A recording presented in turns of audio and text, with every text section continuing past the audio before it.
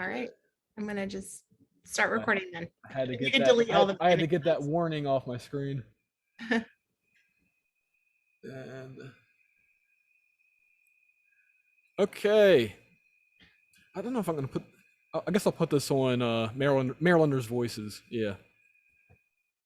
All right, everyone. So joining me today is author Angela Harders. She wrote Tales of a Toxic Teacher. She also was a former, well, I'll just say Maryland public school teacher. Taught two different subjects, and she also were you a secretary? I was a secretary for a little while and the financial specialist as well. Okay, so she has run the full gamut of public schools, and from the background to the foreground and everything in between. Taught a wide variety and diverse range of students, wealthy, not so wealthy. So this is honestly the perfect person to talk to, because I was just listening to her audio book before we started recording. Let me tell you, she is brutally honest. She did not hold back. And we need this. This book was published at the end of November last year. So it's very, very relevant to Maryland public schools, and I would even say nationwide in the United States. So Angela, thank you again for joining me. Oh, thank you so very much, Adam, for having me. I'm really excited to talk with you. And like I said, it was just, I actually, I got mini PTSD because I was a former long-term substitute teacher. I did, let's see, 3 or 4 months in 2009. Mhm. And then in 2013, I did another 3 months. The first time around, I was a long-term sub from April until the end of the school year. Oh, And wow. then 2013, I was actually a substitute teacher at a brand new school Mm, that had just opened, so everything was new to everybody, wow. and it was a different experience that second time around, because the students are, they're fresh off of summer school, or I'm sorry, summer vacation, and you know look, unless you spent time on that side of the desk, you don't know. Yeah. You don't know. And when I tried it again in 2014, very briefly, as just a, I don't, what do they call that, a short-term sub? I don't know. I lasted 3 days and I said, I'm done. It's not worth it anymore. It's not worth my frustration. It's not worth potentially getting into a fight with a student, getting Hmm. a lifelong injury. And my mini PTSD came from when you talked about, actually, I actually had a nightmare when about this scenario, where you talked about a teacher who was being beaten up by a student, and people were just standing around filming it. Yep. So thank you so much for writing this book. I just want to say that it's just so needed right now, Oh, thank you. Thank you and, very much. and more people need to know about it, and that's why I wanted to bring you on. Just, I mean, I knew I knew that you wrote a book about the realities of teaching. I didn't know it was going to be this good. So, um, Well, thank you very much. I'm really excited for you to get to the end of it and then let me know what you think after you finish the whole thing. well, I can tell you what I think just reading or listening to 3 chapters, which is, we need to stop talking about the problems and start working towards the solutions, and not just say that, and Yeah. actually implement it as much as people who work for the government can, because really it's a cooperation to solve these issues. It's Mhm. not going to be solved just by teachers and administrators and staff. And students themselves also can't do it, because they're young people, Yeah. and they grew up with it. This is the life they know. Hmm. Well, and a lot of times we don't really even take their opinions into consideration. Like when we have discussions about curriculum or things like that, students really aren't a part of those discussions. It's, people that are higher up that are very, very removed from the classroom. And like you said, if you haven't been behind the desk, behind a teacher's desk, it is really, really hard to comment on that if you have not experienced it for yourself. And I'm really thankful that you had that experience as a long-term sub and a short-term sub. And I truly believe every single politician should have to be a sub at least once in their career. Oh, I they think won't be able to survive a day. but I think it would really help to give them a real inside perspective into what schools are like today. Because yes, we all went to school at some point in our history, but school that we went to even 10 years ago is not what we're encountering in schools today. And I think it's important that politicians can really see what it's like and experience it for themselves, what it is to be a teacher. Yeah, now we can solve the basic issues of I'll just say a relative of mine works for the county school system, and she has to buy her own supplies. And Mhm. I find that to be preposterous. Yeah. I mean, to have to, well, back when they got reimbursed during tax season, it was one thing, but I found out that they don't do that anymore apparently. And I They can give us tell. like $250, but I mean, teachers spend way more than $250 on supplies for their classroom. Way Easily. more. Yeah. Yeah, I I know. remember my first year teaching, my parents actually, that was my Christmas present that year. My parents bought me paper, like reams of white printer paper, because our school had no paper. And I was constantly having to go to Staples and make my own copies at Staples because they wouldn't let us use the copy machine. Most of the time it was broken anyway, but yeah, so for Christmas that year, my parents bought me paper. Wow. Which is, It honestly, if that's what I needed, that'd be a perfect Christmas present. It shouldn't have to be that way though. So, politicians we can solve these budgetary issues, you know, mhm, and that that should not even be a thing, and it is. mhm, Now, these more psychological issues are the ones that, we can't solve, and that they're going to have to be done really at the parental level. mhm, And I would say that politicians, and this is politically incorrect to say, but we should not be encouraging um, toxic parents, mhm. and a lot of policies do. And I'm not going to go into specifics, but people out there know what I'm talking about. And I really truly believe that, and I know that you are a religious individual.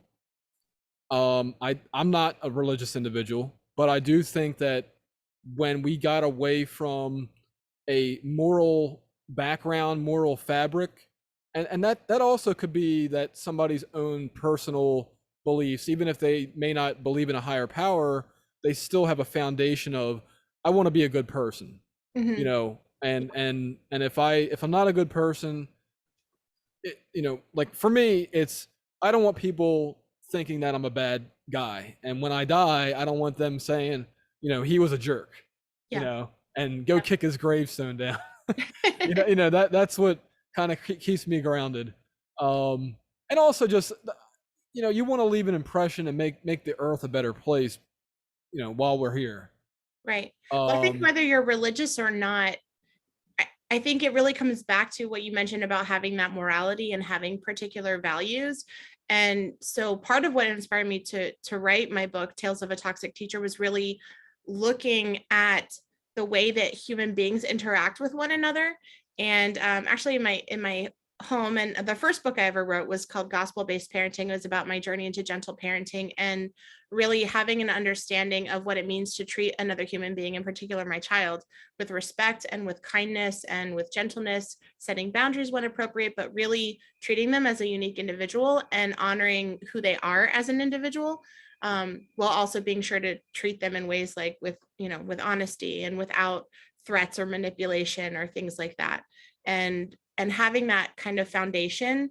And then when I look at the classroom and I see this is the entire way that our schools are functioning. Schools can only function through force, through threats, through intimidation, through coercion, through isolating children, through denying their needs, through minimizing their problems, and Taking away their stuff.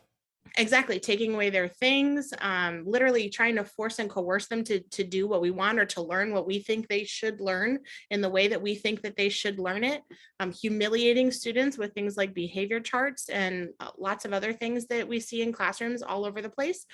And when I started seeing that all of those things that I just mentioned, those are all in the power and control wheel of domestic violence.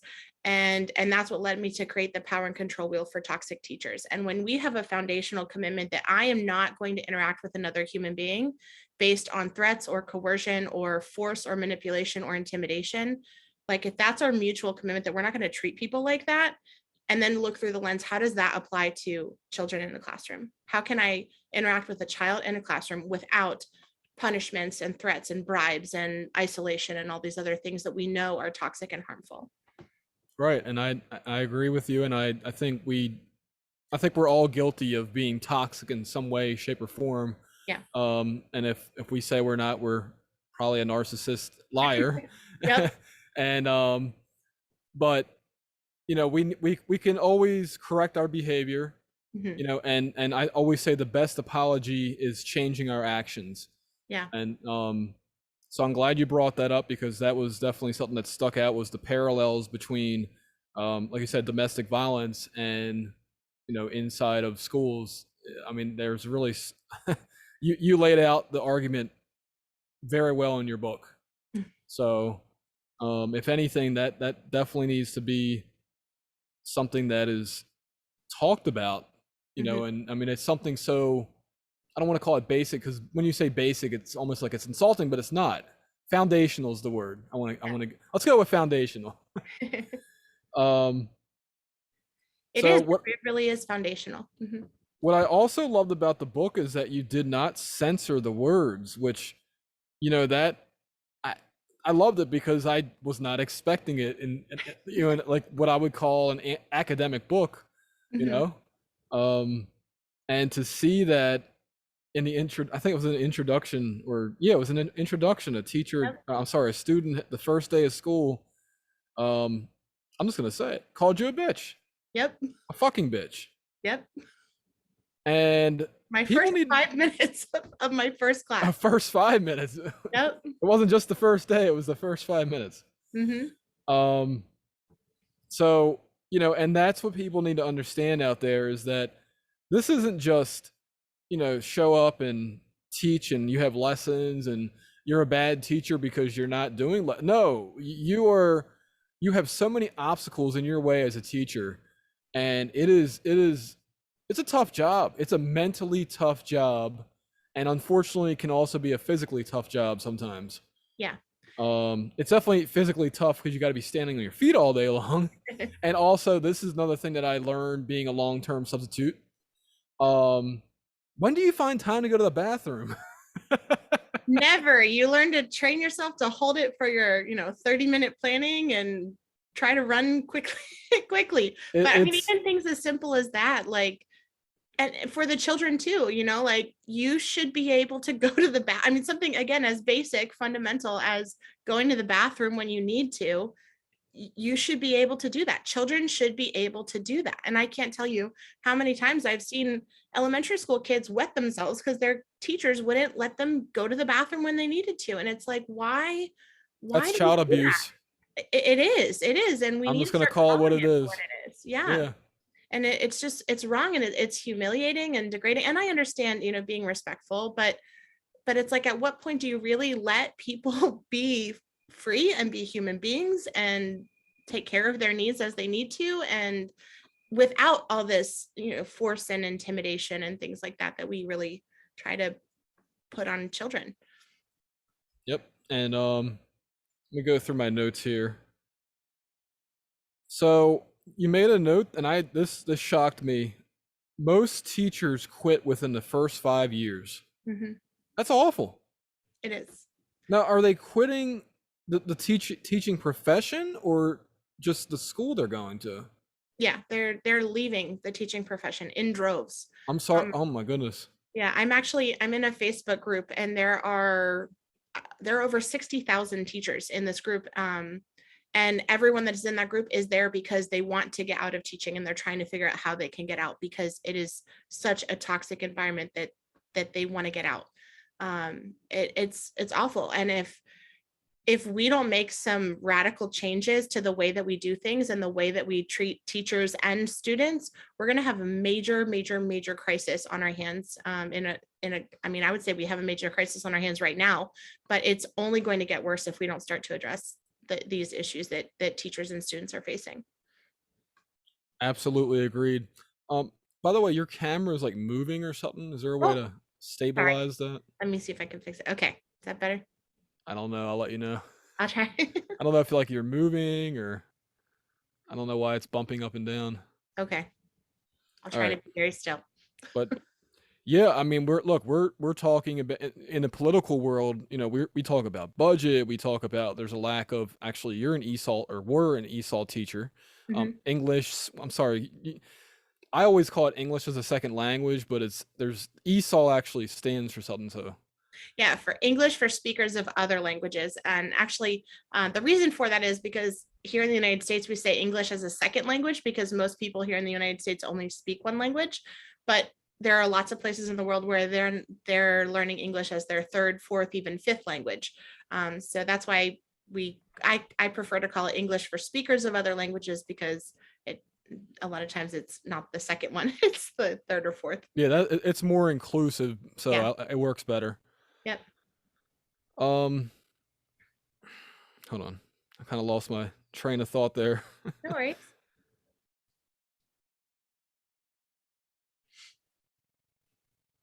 So the normalization of mental and physical abuse. Hmm. This this one definitely stuck out, or at least the thought came up in my head when I was reading your book, Hmm. and just that, you know, kids learn to solve problems with violence Hmm. or with, you know, calling you names because that's what they get at home. Yeah.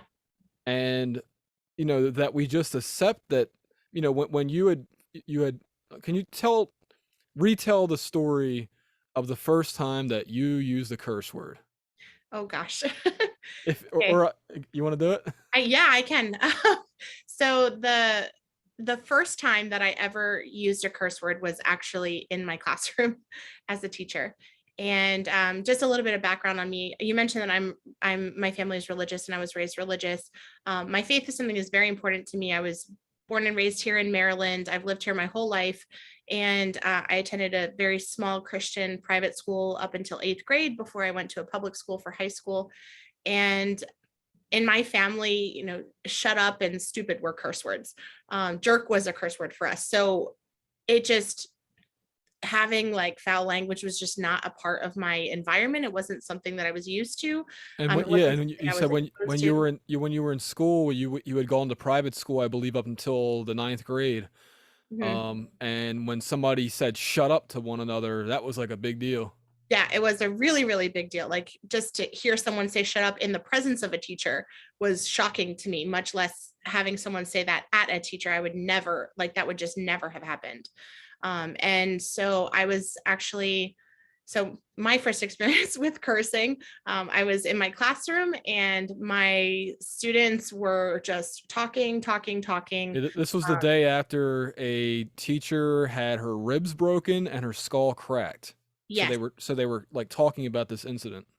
Yeah. So there was a teacher the day before, and a girl had jumped her because the girl was trying to leave school in the middle of the day, and the teacher had put her arm out to kind of block her from going out of the door to the outside of the building, and she just clobbered her. And this teacher was a very petite Filipino lady, and the girl just beat the tar out of her. She cracked several of her ribs, cracked her skull, and all these kids started rushing and just were standing there watching this girl beat this teacher, and they were standing there filming the whole thing. And it took security a while to get there, and after that she ended up not coming back, of course, for obvious reasons. And so the following day, I had my class there, and they were all talking about what had happened the day before, and I'm standing there trying to start my class, and no one is caring at all about conjugating Spanish verbs. At the time I was a Spanish teacher, no one cared about conjugating Spanish verbs. No one cared about their warm up for the day. Like, all of them were busy talking about what had happened the day before with this girl and the teacher. And I'm standing there and I'm waiting and I'm waiting and I'm waiting, and no one is even paying attention. It was like 5 minutes went by, 10 minutes went by, and I'm still standing there. And finally I just screamed at them, and I just said, I'm tired of you guys treating teachers like shit, like we put so much time and effort into planning these lessons for you and trying to look out for you and trying to help you with your, getting your goals and having a great future, and you just treat us like shit. And they all, I mean, I had never raised my like raised my voice like that at them, and they all just stopped immediately and started looking at me. And I was furious. I was like, if you don't give a shit about learning Spanish, then I'm done. Like, I'm not going to teach you any, like, I'm done for the day. I'm just going to sit down. You can do whatever the heck you want. Like, And then I you did. and I did. And I went and I sat down at my desk and I was like, I am not teaching you. Like, if you don't care to learn, I am not going to waste my time trying to teach you if you don't care to learn. And so I sat down at my desk for the rest of the day, and they just sat there like in shocked silence for the rest of the period. And and I remember thinking, like, people would walk by, the classroom, and wow, like, your students are so quiet. Like, that was like a win, to have a classroom full of like quiet people working. But inside, I felt awful. I felt awful. And that was when I first realized, like, I am a toxic teacher. I have no right to be screaming and yelling at these teenagers like that and cursing at them. I mean, what? It just, I felt Right. terrible. And so the next day I came to class, and I was so embarrassed that I would have treated them in that way. And I apologized to them, and I started to cry, and I was really broken over the fact that I would treat another human being with such, just screaming at them like that. And I just lost it with them. And so I apologized, and they all came up and they're like, oh, no, don't worry, Miss Harters. Like, they're like, oh, we hear worse all the time. We hear worse at home. Like, our parents treat us worse than this. Like, it's not a big deal. We know you love us, blah, blah, blah. And they were saying that to try to make me feel better, but it really didn't help. I was like, wow, how terrible that, like, it's not a big deal to you that an adult would scream and curse at you like this. Like, that should be a big deal, Right. My parents didn't treat me like that, and it just broke my heart to see that kind of violence, in was being experienced by them in their home, to the point that it was just normal for them to have an adult scream and curse at them. Yep. And By the way, I can relate to what you did because I lost my cool one time and I cussed and I regret it to this day. And I'm actually, I thought I was going to be fired yeah, after I did that. me too. And, Me too. but, and like I said, I still remember that. I still remember doing it. I still remember the look on the kids' faces when I did it. Mhm. And like I said, if I could take it back, I would. Yeah. I would have used different words. Yeah. But it's human nature, unfortunately. But you're right. It's like this should not be something that happens on a regular basis, and it Yeah. wasn't something that I did on a regular basis. I was always respectful. The Hmm. students, I would say, for the most part, respected me. Yeah. Um, but then you were talking about the controlling aspect, Hmm. and when I was a long-term sub, I taught high schoolers, and they some of them would like to listen to music, some of them would like to chew gum. To me, Hmm. it wasn't that big of a deal. I honestly didn't even know that these were rules. Like, a kid texting here and there. I honestly just did not know these were rules, and I let it go because I'm last time I was in school, prior to that, I was in college. So these were kind of normal things. And as long as you didn't stick that gum on your desk and throw it away properly, and as long as you kept your music low enough where you weren't annoying your neighbors, Yep. that was fine. But, when I would have other teachers pop into the room and they're like, Mr. Reuter, you're allowing these students to get away with this? And I'm like, what are they doing? They're like, well, I'm like, look, here's what my rules were. Don't cuss at each other. Don't cuss at me, especially. Hmm. Keep your music low as long as you're working. Yep. Because I like to work when I listen to music too. Yeah. It's just, some people are better in silence. Other people are better with music. Hmm. So my feeling was as long as the students were getting their work done and making it at an acceptable level, why bother them about, listening to music, because then they might not do their work at all. Right. Um, But I think that the issue is even deeper than that. Like when I talk about so control, I should put an asterisk in this. yeah. So the the the subject I was teaching was audio video, so computer related things. So all the students were on computers. So it Mhm. wasn't like a normal, like, people think students sitting at their desk. Like, no, they had desk, but primarily their work was being done on computers. Yeah. Yeah. But when I'm talking about control, I mean from the very foundation of it. I'm looking at, you're looking at, oh, why can't they listen to music while they do their work? And I'm thinking, why is that even their work? Like, why are we making them do this work? Right, and that's I'm, deep. and I'm looking at the work that we're making them do. Like I've taught everything from kindergarten through 12th grade. And my last few years teaching, I was teaching special education at a high school, and they placed me in an algebra 2 class. And the last time that I did algebra 2 was when I was in algebra 2, 20 years ago. Um, As a teacher or an assistant? I was the special education teacher. So they had a math teacher, and then I was the special education teacher that was there to help support the special education students that were in the mainstream algebra 2 class. Okay. And and and so my job was to help them with algebra 2. But again, my background is not in math at all. So in order for me to help them, I had to like relearn all of this stuff, right? Right. And I remember teaching myself all these things that I had to teach them, and just looking at them thinking, why are we why am I wasting their time? Why are we spending 2 weeks on how to graph the inverse of a function? Like, really, like, who says that this is what a child needs to learn in order to graduate from a high school in Maryland? Why is that the goal? And why do we make them feel like failures if they can't do that?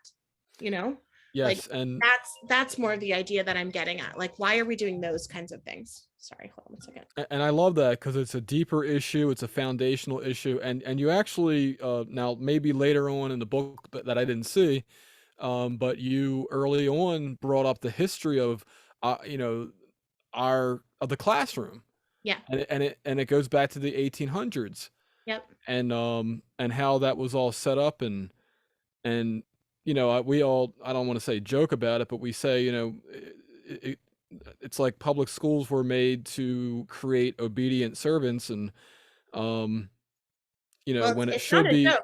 That's the truth. That's why public schools were created. Well, Right. now that I've my eyes have been open to the history of that, because people have said that to me in passing, Mm, but you actually know the name of the person who created this framework, yeah. and that's huge. Yeah. Well, and again, none of this is a secret, but again, it's one of those things that people just don't talk about. When you really start looking into the history of public schools, you can see this is a relatively new experiment, right? Like this idea that we have of school, of what learning is supposed to look like. All of this is a relatively new experiment, literally within the last 100 years. Right. Um, and if we look at all the other technology in the world and how much technology has changed over the last 100 years, you can see huge gains in cars and computers and cell phones and all these other things that we have now. But if you were to take a picture of a classroom in the 1922, it would look exactly the same as a classroom today in 2022, 100 years later. Like no difference. Except And overhead projectors yeah. and smart boards and things like that. Yeah. But the idea is the same, right? That there's one teacher that's in Yes. the room that possesses all the knowledge that's going to tell these You know, kids what they're going to do all day long, and the kids are expected to do whatever the teacher says just because they say. yeah. Yeah. And so the second time I was a long-term sub, the teacher had come back because he wasn't sure if he was going to come back, you Mm. know, so soon after a heart surgery, Uh-huh. and but he did, Oh my gosh. but he requested that I basically would get long term. He needed an assistant because he knew he wasn't going to be able to walk around the classroom like he normally could because he just had heart surgery. Oh my gosh. So I was able to be a teacher's assistant, but get long-term sub pay. Oh, great. Um, and An obviously I extra was like $2 or something. I honestly can't remember at this point, but I actually really like that experience because it's actually very intimidating being the only adult in the room. Mhm. But when you have that other adult in the room, it really changes Yeah, the environment. it really does. It really does. And I loved being able to work in a classroom with another teacher that was there also. I think it was so helpful to be able to have, two sets of eyes and ears and hands and yep, and it didn't happen with my classrooms, unfortunately, but I was like kind of hoping that um one of the one of the students' parents would like to be a chaperone at some point and uh come in and observe the classroom and again, not even if somebody's there as a professional, but somebody who's just another adult in the room. yeah, And also kids behave better because they know that they can't get away with saying or doing something. yeah. And I know this is a control thing, but when it comes down to who did what, who said what, having an adult eyewitness and ear witness um helps. Hmm. But it you're absolutely right. Like we don't think about the system at that deep rooted level. Hmm. We just accept it because that's what we've grown up with. Right. And I would say, I mean, you can answer this for me because I was not a private school student. Is the framework similar? Um, you mean comparing private and public school? Well, meaning not meaning. Well, oh my goodness, the first thing you wrote in the book is you had 38 or like 40 students on the roster and 30 desks. No, what I'm asking is, is it where like in elementary school the teacher teaches all the subjects and then once they go to like middle school, then they go to different classrooms? That was my experience in private school. So it was very similar to the format of public school where you would have a teacher that would teach normally the same group of kids in elementary school, and then in middle school they would kind of diversify and the students would kind of move to the different classrooms at that point. Okay. Um, but again, I think we need to start asking those questions of why are we forcing children to learn different things in the way that we're trying to force them to learn in the time that we're trying to force them to learn. Like, why are we doing this? Who says that a kid has to know how to multiply when they're 8? Like, who made that up, right? Like, it just, I think we need to start asking those deeper questions. And then the flip side of that is, what would happen if we didn't have that aspect of force in our classrooms? Like, what if children really had the freedom to pursue learning about the things that they loved and enjoyed, you know? Yeah. Because that's missing in schools. And again, when kids are learning about things that they're passionate about, that they love, that they're engaged in, you're not going to have behavior issues, right? Like, because they're going to be there because they want to be there. We could find out. We could do a little test pilot school and Yeah. have it call it individual middle or individual high school. Well, and not um not even dividing, it's kind of like that Montessori style, right? Like having that child-led learning environment where, in Montessori schools, there is no division of grades like that. The kids are learning together and they're learning at their own pace, and they're able to choose what they want to learn about, and they're able to choose how they want to spend their time. But children, for the most part, in public schools, they don't have that opportunity but to literally spend all day, every day being told what to do, how to do it, when to do it by some stranger. yeah, I'm not saying I disagree with you, but I want to play devil's advocate. Go for it. And I could say one of the reasons that we do this is to expose kids to, different options in the world that they may otherwise not know about otherwise. Because, we communication is the key to like really everything in life is and that could be me driving down the street and I see a sign, and it's the guy that I'm running against for county executive, and like that's communicating to me that this person is running for office, Mhm. or like I drive down and I see a McDonald's sign. Oh, that's where I can get food. Well, I only know that that's a McDonald's sign because of the commercials on TV. Well, I only have a TV because when I was a kid, that's what we grew up with. So when I was an adult, I bought one for myself, and so like, you know, I think part of school is exposing kids to a wide variety of the world. Mhm. But at the same time, I do agree with you that at a certain point, and I don't know what grade level or whatever you can call it that could be, but we should give kids a little bit more flexibility, um, that helps them become critical thinkers. Right. And I'm going to say this because I know this from I've heard this from so many teachers that it cannot be false. Teaching kids to standards and teaching them to a standardized test is a huge mistake. It is. It is a And it's a huge mistake. It's a huge waste of time. And it is incredibly harmful for children and for teachers. It's yeah, incredibly harmful.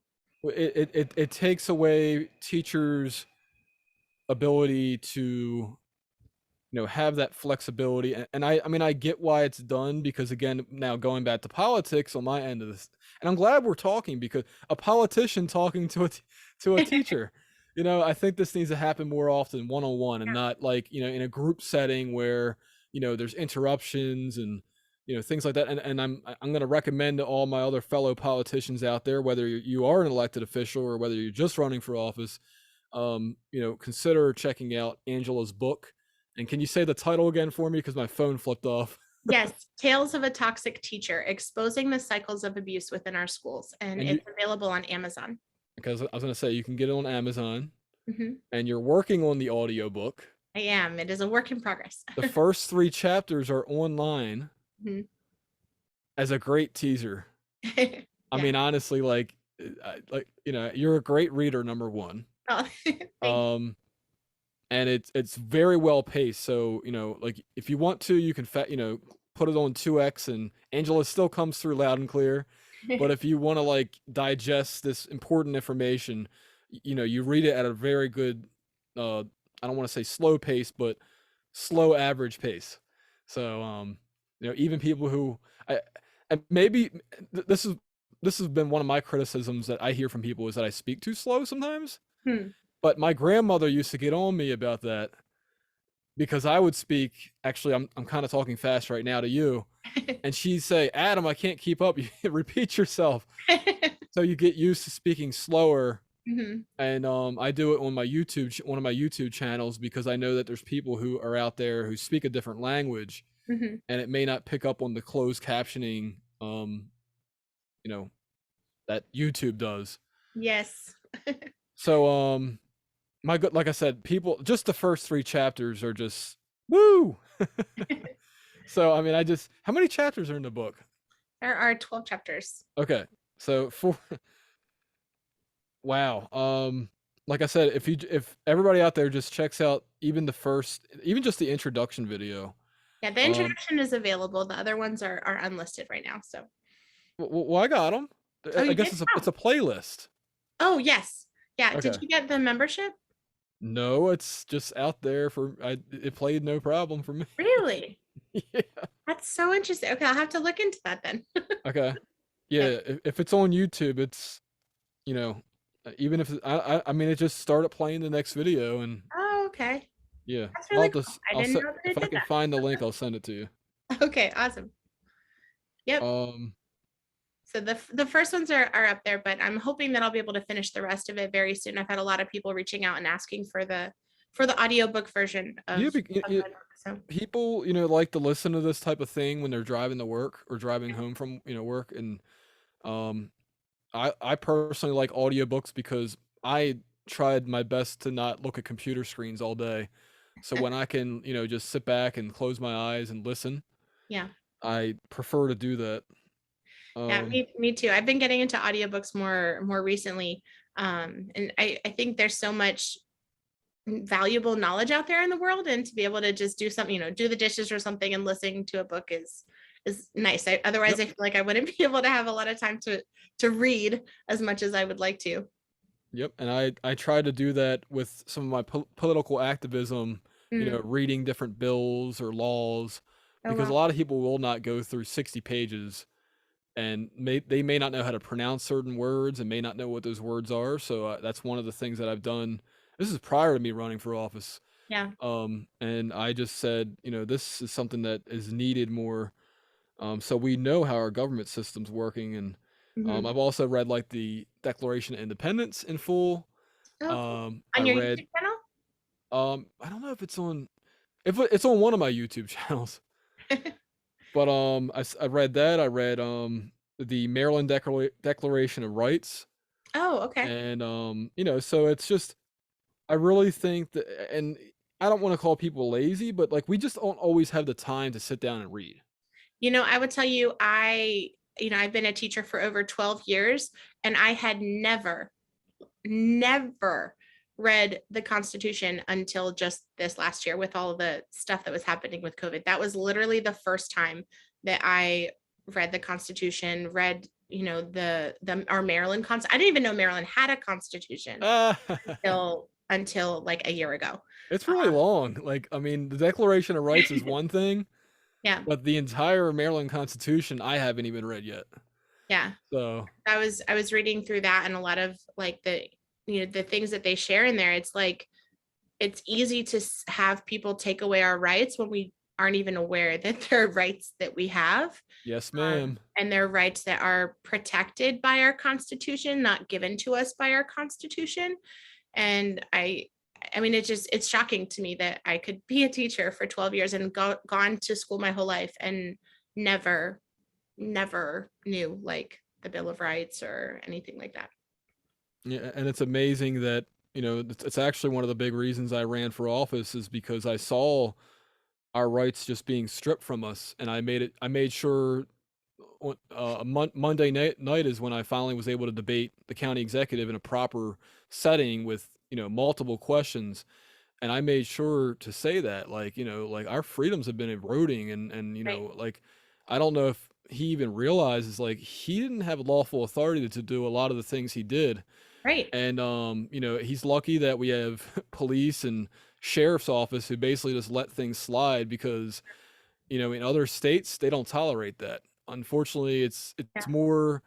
it's more the norm to have our rights violated than it is for the police to step in and say, "Excuse me, county executive, excuse me, mayor, excuse me, governor, you can't do this."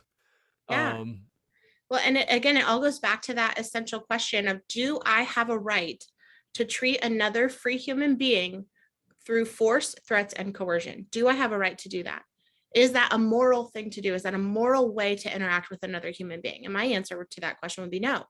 No one has a moral right to force, coerce, threaten, manipulate you into doing something. And in fact, even our law books state that, right? Coercion is a crime. Like it is an actual literal crime. And yet everything that we have experienced over the last 2 years has been nothing short of coercion, over and over and over and over in every aspect of how they've handled the COVID crisis. that's correct. And for any of them out there, because what they always say to me is, "Well, Adam, people were dying," and my response was, "Okay, so why didn't you treat them early? How come everybody that I talked to that had COVID in 2020 said to me, we were told if your condition gets worse, go to the emergency room, go to urgent care. In the meantime, take a Tylenol if you get pain and sleep a lot." And when I heard that, and I experienced that because I had COVID in November 2020 Mhm. before vaccines were even available. Not that I was going to get one. I don't know what your opinion on, and but every, like you said, coercion. You should never be forced to say to me, especially with something that's a brand new medicinal product, you have to get this. Right. When that well, at first it was, if you want it, you can get it. And I Yeah. was perfectly okay with that, with one exception. They weren't not telling people, by the way, this isn't like the normal vaccines that you don't that we've been, that you've been accustomed to for all your life, Mhm. and they didn't disclose that to people. And when the government did that, I was very angry. Yeah. And unfortunately, I don't have a big megaphone. I only can say so much and do so much with the audience that I have, even though I have to me, it's a lot of, I have 7,000 subscribers on the YouTube channel that this video is going on. I have 2,000 plus on Twitter, 26,000 on another channel. But even with those numbers, I don't have the numbers that WBAL or WJZ or Fox 5 DC or CNN or Fox News or MSNBC, any of these like satellite media organizations have. Yeah. So for if they withheld information from the public, that to me is number one. It's a public disservice.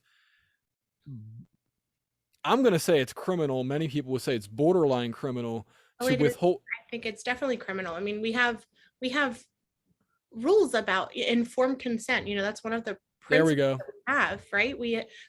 That patients have a right to informed consent. And actually, I got COVID at the very beginning of everything in April of 2020.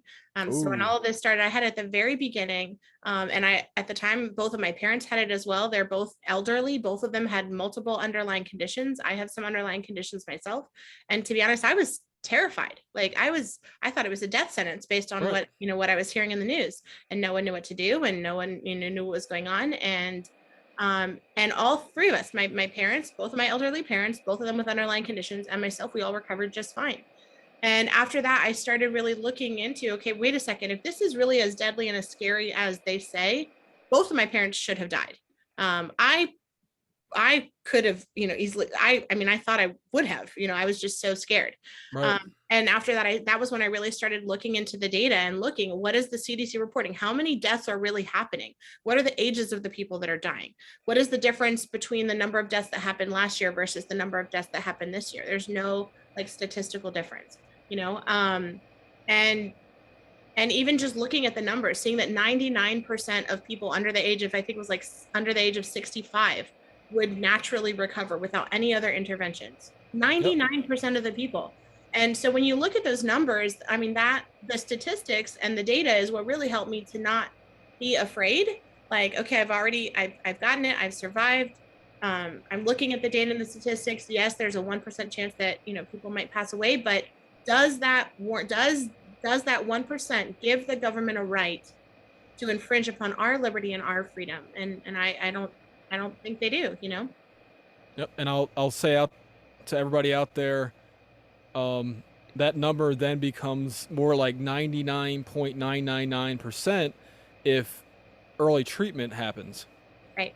So And with people that have children also. I mean, children were virtually at zero risk of any complications from COVID, which I think was part of what was so upsetting for me, to see that we literally locked children in their homes.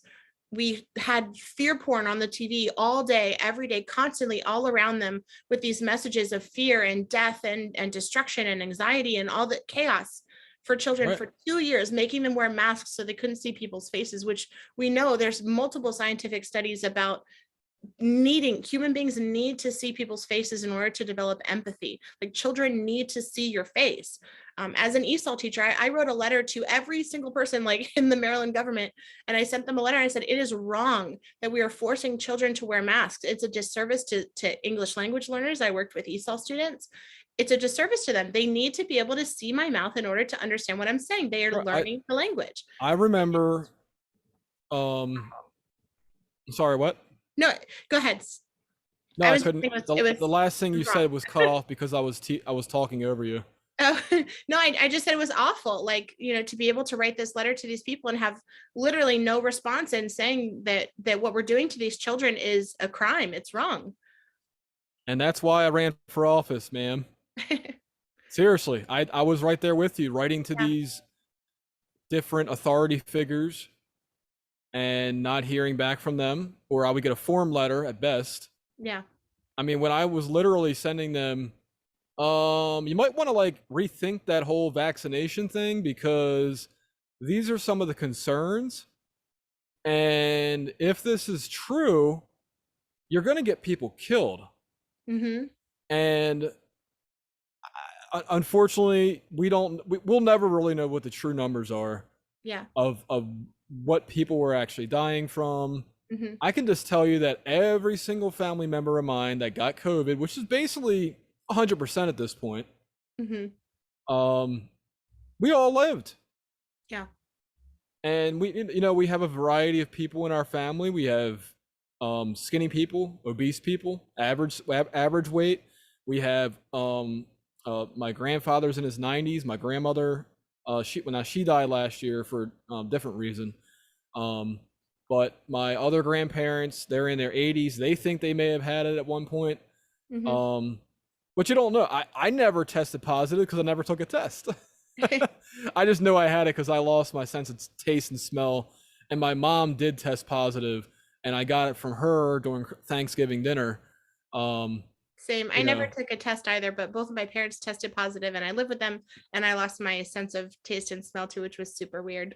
yeah, that was definitely, and that lasted for me for about 3 weeks. Oh my gosh, Um, that lasted for me for a long time. And then after that, I had the parosmia thing. I don't know if you're familiar with that. no, That's when you get your sense of taste and smell back, but everything just smells awful. Awful. It smells interesting. like No, that like never happened to me, like luckily. rotten eggs or something gross. It was terrible. Interesting. Yeah. That was worse, I think, than not being able to taste or smell anything. Yeah, it sounds like it.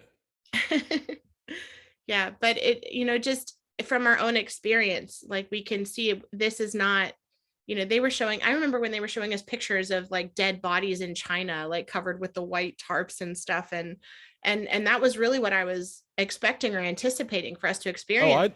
I was definitely scared when got I got a sore throat and I was testing my temperature and it went over 101. Hmm. Because my normal body, well, I don't know about back then, but well, nowadays, like my normal body temperature is like 96 or 97%. Because I've fortunately lost a significant amount of weight since then. And that's another thing is like they didn't tell people, hey, and I hear this from nurses all the time. And I was what was it, 75 pounds overweight at when COVID first started, and um, nurses that I speak to now and back in 2021 when I first started, coming out with this stuff against Governor Hogan, and people had found me that way. They said, yeah, early on it was nothing but people who were very old, so like 95 plus, Hmm. um, and people who were like, let's say 280, 280 pounds or heavier, Hmm. and they never got on that microphone and said, hey, we know we have an obesity problem in America. If you drop some weight, you'll have a higher chance of not going to the hospital. But And that could have saved a lot of people. Sorry, what?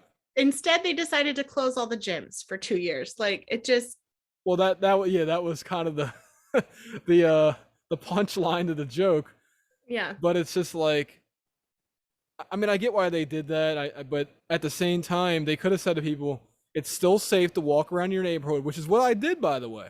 Hmm. Because right before everything shut down, I had actually just got a pool membership at the local community college. Uh-huh.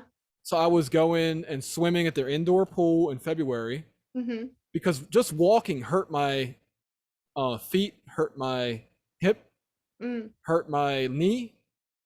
So I said I need to start swimming to lose weight and also obviously change my diet. Yeah. But anyway, sorry to get all off track, but like this is the type of thing that it just made me so angry at the media, at the politicians, that they just, like even my own doctor, when I first went in back in 2017 and I knew I was overweight, my doctor was afraid to say, hey Adam, lose some weight, like, and I had to like pull one out of them, like, it's okay, like, and I just need some guidance. And they, I mean, they said you need to do that, but it's funny because it's like they tell you what not to eat, but they don't tell you what to eat, which is like the easier thing to do.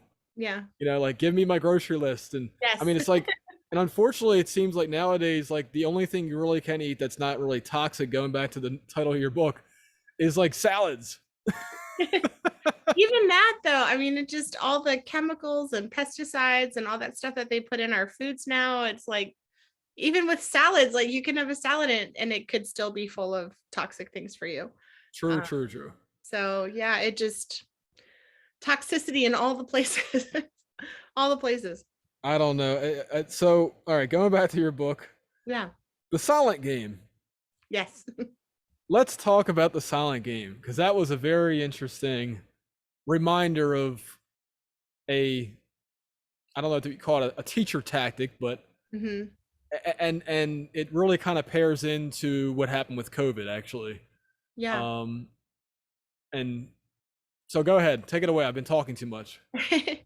Yeah, the silent game. If you have gone to school, I'm sure that you've probably played the silent game in your class, and that is a teacher tactic that a lot of times we use. That we make a game out of getting kids to be quiet, and we reward them for whoever can be quiet the longest. And I actually closed one of my chapters talking about that, saying that a lot of times as teachers, we are forced to play the silent game. We are forced to be quiet and be silent about the problems that happen in schools because we don't want to risk losing our pension. We don't want to risk losing our job. We don't want to risk losing our license, which is what I'm faced with right now. And so we're kind of forced to play the silent game and to be keep quiet as long as we can, and whoever can keep quiet the longest will win. And I think it was a very strong point in your book, and it's it's something that I wish that our society, because I don't know how the average citizen in the United States back in the 1700s actually was, because obviously I didn't live back then.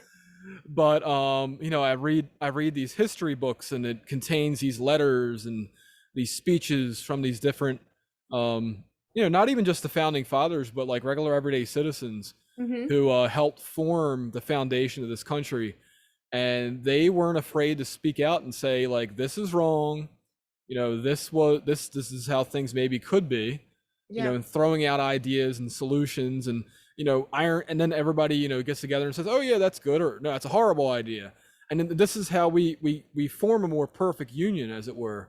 Hmm. And to get teaching and education, which by the way I should mention is a significant chunk of your taxpayer dollars if you're listening out there, and Hmm. no matter what state you're in, but especially if you're in Maryland, it's a significant chunk by law. It's a Hmm. significant chunk of the money. Yeah. And, Actually, I share about that too. And you're in Baltimore County or Baltimore City? county. Okay. Yeah, they spend over $16,000 per student. Over $16,000 per student. And there are schools in Baltimore County and Baltimore City that don't have air conditioning. Like, don't have air conditioning. And $16,000, you can go to a great private school for $16,000. Oh Like, yeah. you can, I mean, if I could use, my children are homeschooled because I will not put them in a toxic environment like a public school. Um, but if I could have access to $16,000 towards their education, I could do a whole lot more and a whole lot better than $16,000 in a public school environment. I'm glad you brought that up, because I think that's one thing that this is something that public schools can't do. But I think that at one point in the past, we had I'll call them second chance schools or alternative schools, Yeah, charter where schools and things. like really bad, not like the ones who might they might have a bad day and get frustrated and you know yell at the teacher, whatever, yell at their peers. But like the students who are like constantly disruptive, you know. Yeah, well, alternative schools are typically used for kids that have severe emotional disturbances or severe emotional mental health problems. Um, yeah, they're very, very challenging environments, especially to teach in. Yeah. Um, so what I that was one of the things, and again, I think the kids that I had when I was a long term sub were for the most part very good. Hmm. But the year 2014, when I tried it the second time around, that was the chaos that I was warned about, that I was afraid of. And when I that was the last day I was that I was a substitute teacher, Mm. because I What happened, if you don't mind me asking? oh my goodness, like, so I don't know how to me a substitute teacher should not be someone who's proctoring tests or exams. Yeah. That should be on the teacher to do, because they know how to spot cheaters, they know how to spot, you know they have better control over a classroom than a sub ever can. They Mhm. know all their students' names and faces. A substitute, is thrown into chaos basically, and Yeah. we do our best. We do our best as human beings, but there's just no way you can, you know, do what a normal teacher can do. It's just not physically possible. Right. So I get thrown in, and they're like, yeah, I'm giving a test on Friday, and you know, that's what you're gonna be doing. And I'm like, okay. So of course I saw some students were trying to cheat, and I of course got attitude right off the bat. And then after the test part of that class was finished, it broke into chaos. Mm. What It was a number of female, well, I would just say male and female students calling one other girl a slut, Oh and then my. of course she's defending herself saying I'm not a slut. And then physical fight almost broke out. A physical fight actually did break out right outside the classroom, which unfortunately, because it was literally like my second day returning to substitute teaching, because I kept getting calls from the substitute system. I never like got off of it because I was like, maybe I'll go back. And then finally I was like, okay, I need some money, I'll go back. Try doing it, and the first day was okay, and the second day was, like I said, it was my last day. Mm. And it was just absolute chaos, and kids were out of their chairs, and just you give up. You give up after a certain point, because Yeah. what are you gonna do? Because best thing I could do is, if a fight did break out, I would try to separate it. Mm. I don't even know what the legalities of that were, but as a human being, I'm not gonna let like another student, you know, be able to. I mean, I've heard like kids, a student gets knocked out, and the other student continues to punch them and continues to kick them, and I'm like, I Yeah. can't stand by and let that happen. Yeah. And I mean, I feel bad for the smaller teachers, especially the female teachers, Hmm. who don't have the strength to be able to do that. Yeah.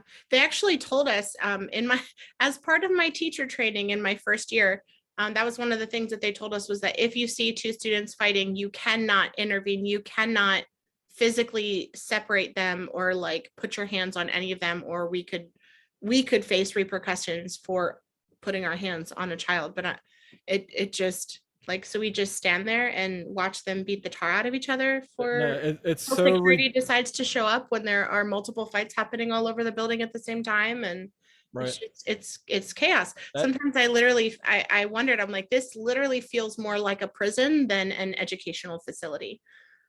Yeah. Yeah. And I mean, I as a human being, I can't do that. I can't allow, no matter, like, even if it's a student who I didn't like, or whatever, like, I couldn't allow that person to get pummeled. Yeah. I mean, I just, whatever the rules are, I don't care. And you know what? If you want to throw me out of school, I'm going to let all these parents know that you threw me out of the school because I defended a child from physical harm.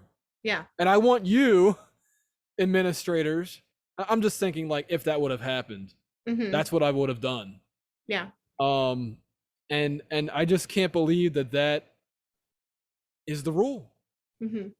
And it shouldn't be the rule. And we could easily change it so that it's no, that I'm not going to say it should be compulsory physical intervention, but it could be a choice. If you want to intervene, if you feel like you can, because some students are very strong.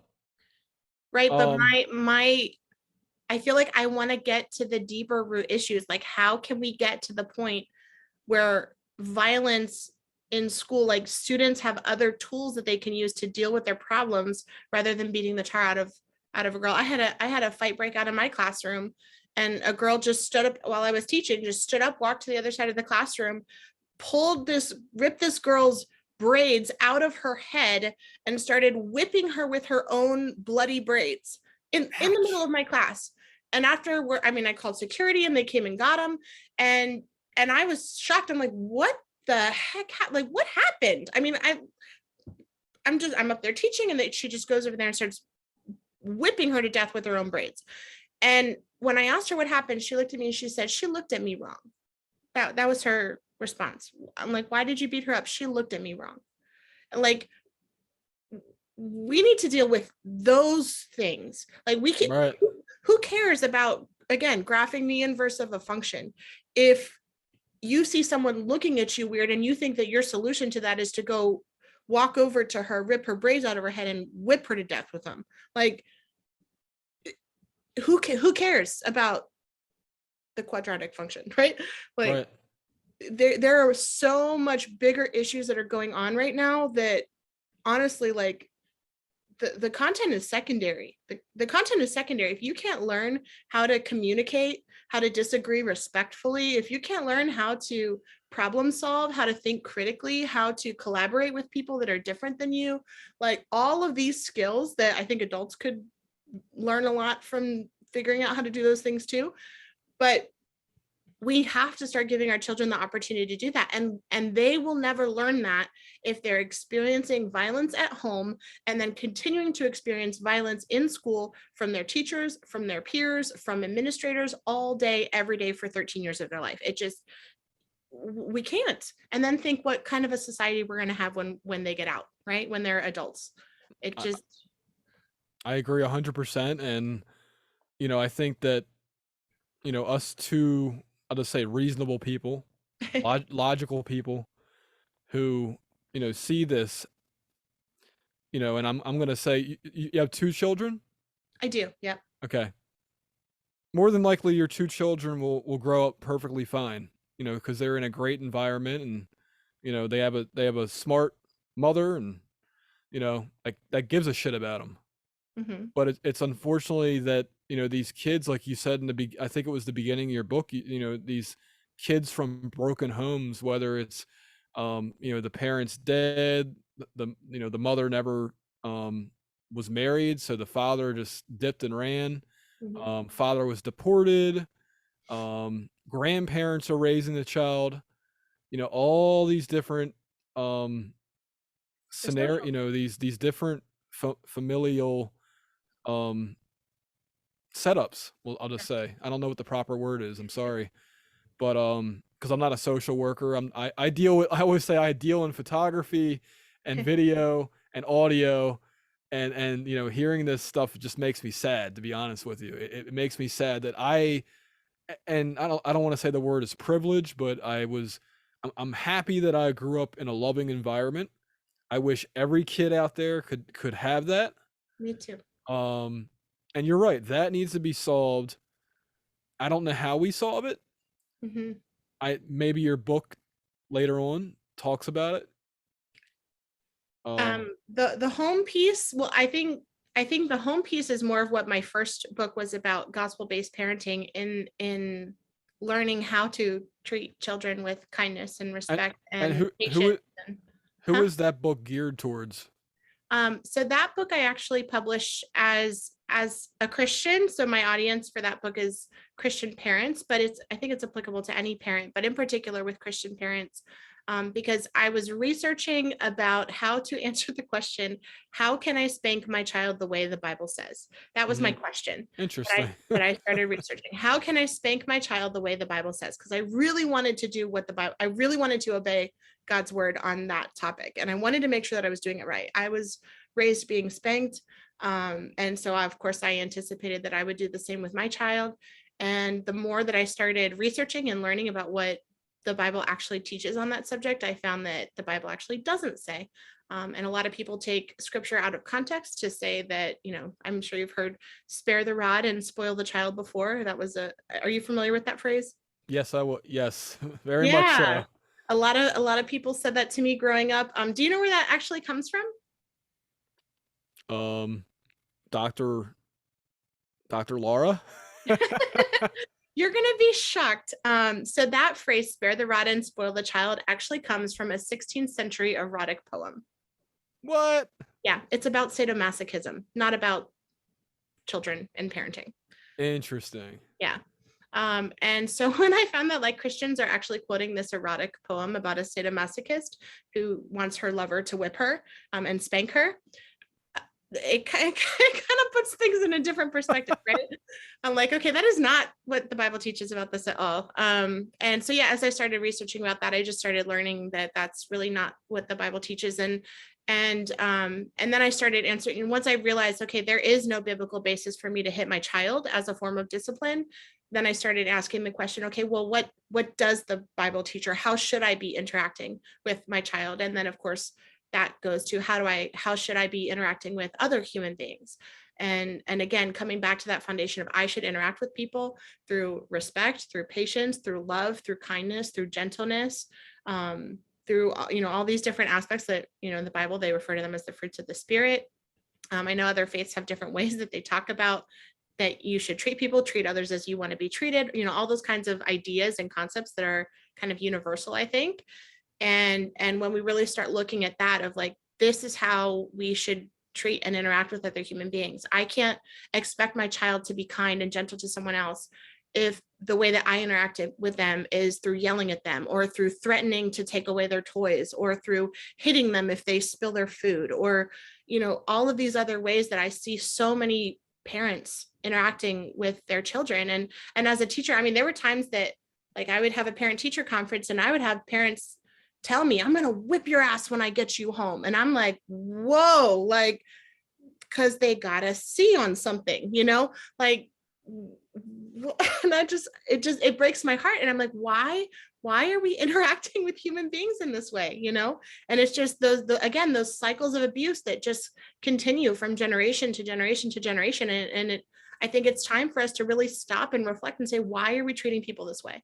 And to look for new ways to interact with one another, whether that be Republicans and Democrats, teachers and students, parents and children, whatever that dynamic is between other human beings. I think that if we can commit to treat people with gentleness, kindness, respect, love, patience, forgiveness, all these kinds of things, I think it would make a huge difference in our world.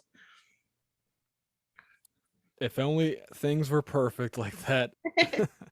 I mean, and it doesn't have, of course it's not perfect, right? Like I'm human too. Like there are times that I want to scream at my kids, but Right. again, the difference is that I have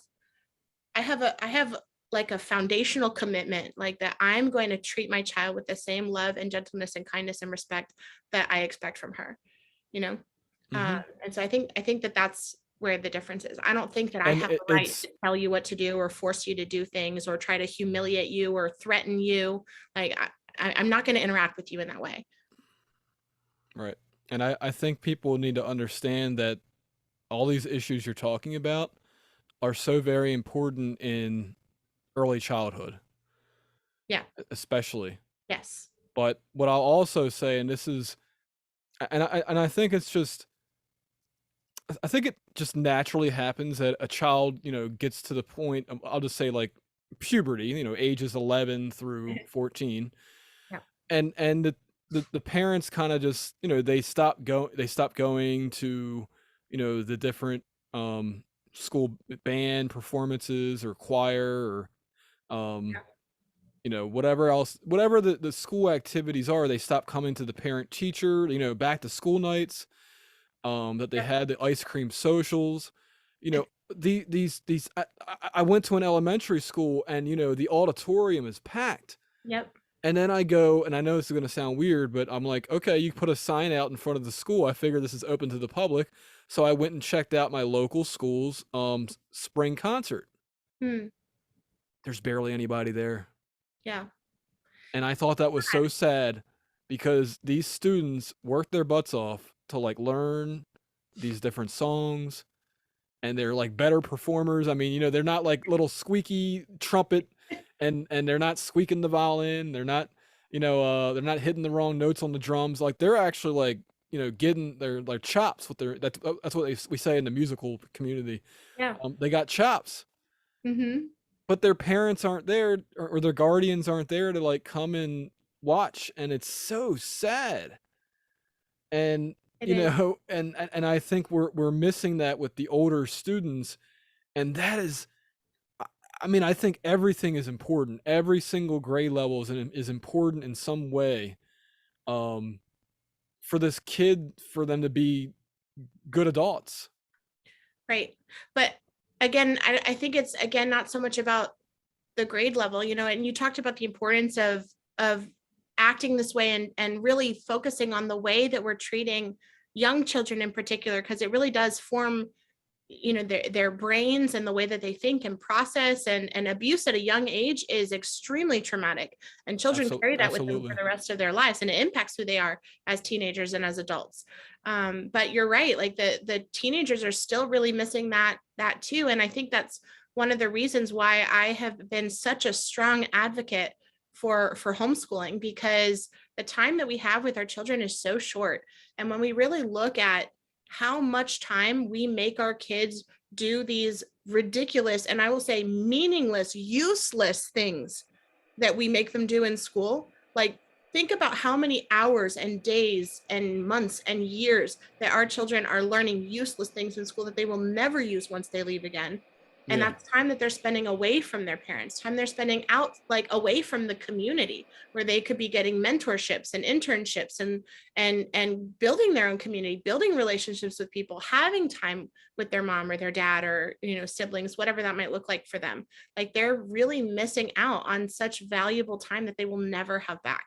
And instead we're trapping them in these buildings, making them do ridiculous things that have no value for them, that they don't care about, and then expecting them to just behave all day. Like, no Yeah, one will do that. I would definitely agree with that, especially, I was thinking about the kid that called you, an F and B. Yeah. Um, you know, he probably felt like Spanish class was a waste of his time. It was, and they told me that. I had a student that told me that once, and he said, "You think I'm going to give a fuck about Spanish class?" He said, "I'll be lucky if I make it to be 18 years old." He told me every single man, this broke my heart. He said, "Every single man in my life has either been dead or in prison before they turned 18. Why would you think I would ever give a fuck about your stupid Spanish homework?" I'm like, he said that to me, and I was like, wow, that is a perspective that I have not encountered before in my life. And he's right. If you anticipate that you're either going to be dead or in prison by the time you turn 18, why would you do Spanish homework? Like, really, why would you? There's no Yeah. point. Like, that's what he expected for his life. And I asked them, my students, the next day, I asked them, I said, can you guys just close your eyes, raise your hand if you know someone who has been shot, murdered, like something like that. Every single hand in my classroom went up. Every single hand. And that was in PG County. Mm. Like, and it just, they are experiencing a world that I had no insight into. Like, Right. their world was so foreign to the way that I was raised, and the things that I was able to experience growing up. And it just, we can't expect students to care about Spanish homework when all they're worried about is surviving and making it to the next day and getting money to eat and having to deal drugs in order to do that. Like, it's not realistic, and there are so many aspects of life, I think, that needs to change. But a lot of it is above my pay grade too, is just me. I know that I can't do all of that by myself, right? But I think that the more that we can have these conversations and start communicating at the very beginning with parents at home, the way that you treat your child matters, the environment that you have your child in, it matters. And that's why I think that the best place for a child to be is very far from a public school classroom. Most of the public school classrooms are extremely, extremely toxic, abusive environments. And kids deserve better. We shouldn't be wasting people's time. I absolutely, that foundational thing, that your statement on that is so true. And um now later in the book, do you get to, some of your ideas on how that can be solved? And I'm not asking you to say them on here because I want people to buy your book. I want people to buy your book because I know how long it takes to write one of these things, Yes. and the amount of thought that goes into it, and So I want people to buy it. Can you get it on Kindle as well as physical, or Yes, how's it? yep, you can get it on Kindle. It's also available in paperback, and I'm hoping by the end of the summer it will also be available in audiobook for those of you that like to listen. Uh, Awesome. but I know that the picture that I paint sounds very bleak. And it is important that we can see it for what it really is. Well, that's the And first step in the 12-step process. yes, yeah, we have to be able to really look honestly at the situation in order to do something different. But if I could pick one thing, I would take away like all aspects of force and coercion from the classroom. I think teachers are incredible and they have so much to offer students, but you can't teach someone that doesn't want to learn and that doesn't care about what you're trying to force them to learn. And so I think that if we can give children educational freedom, where they're able to choose what and when and how and from I'm whom stealing that they're phrase. learning. Yes, which is for educational freedom. Educational freedom. I'm stealing it. Do I'm it. trademarking it. I'm Don't just kidding. trademark it. That one's I'm just kidding. yeah, so that if I could advocate for one thing, it would be that I think kids deserve to have educational freedom. It will make happier children, happier teachers, Oh, I'm much smiling just thinking about it. it's incredible. And actually that's what I do with my own children. It kind of started as a little experiment for me when I first started learning about self-directed learning and child-led education. I was very hesitant. I was like, there's no way. How can kids just learn Right. unless you're teaching? Right. 'Cause it's so foreign to us. Right. And I was shocked. I was like, there's no way that, at the time my daughter was 4. And actually I pulled her out of, she went to public school for a couple hours because I was a single mom and I had to work. And she went to a public pre-K. And one day she came home with marks on her wrist because her teacher dragged her to timeout. Oh my And after goodness. that, I said, no more. And so she never went back after that day. And at the time I was reading and learning about, self-directed learning and child-led, learning.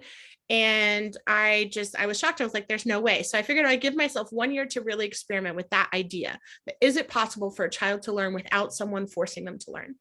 And I was terrified. I was like, I'm going to be the only reading teacher with a child that doesn't know how to read. Right. Um, but my daughter is 8 years old now, and she reads well above her normal grade level. And she Nice. actually published 2 books. I have never taught that child to read. Never. Like, never. She taught herself how to read all by herself. She taught herself to write. She loves to write. She's teaching herself math. And it blows my mind to see the things that children learn when they have an intrinsic desire to learn. And I think that's one of the biggest things that schools do is when you add force to the mix, it completely destroys intrinsic motivation, right? If the Yes, only reason absolutely. to learn something is because you're going to get a gold sticker, or you're going to get an A, or you're going to get whatever other reward or bribe we want to, try to incentivize kids with, or we threaten them, right? That's the opposite. If you don't Pizza like Hut pan pizza. Yep, Pizza Hut, book it, whatever, all these things. Like, we try to bribe kids to learn different things, and it takes the joy out of learning just for the sake of learning whatever that thing is. Right. And we can't create lifelong learners if we keep trying to bribe them and coerce them to learning. Like, learning for itself isn't enjoyable in and of itself. Um, so yeah, and I love seeing, children that are experiencing educational freedom and the things that they create. And I've met other children that have been raised with that kind of idea, and it's remarkable. It is remarkable the things that they do. Awesome. Well, I think it's worth trying. I don't know if it I hope people can be convinced to at least try it. Like you said, let's try a different social experiment, because Yeah. that's how you put what our current education system is. It really is Yeah. a social experiment.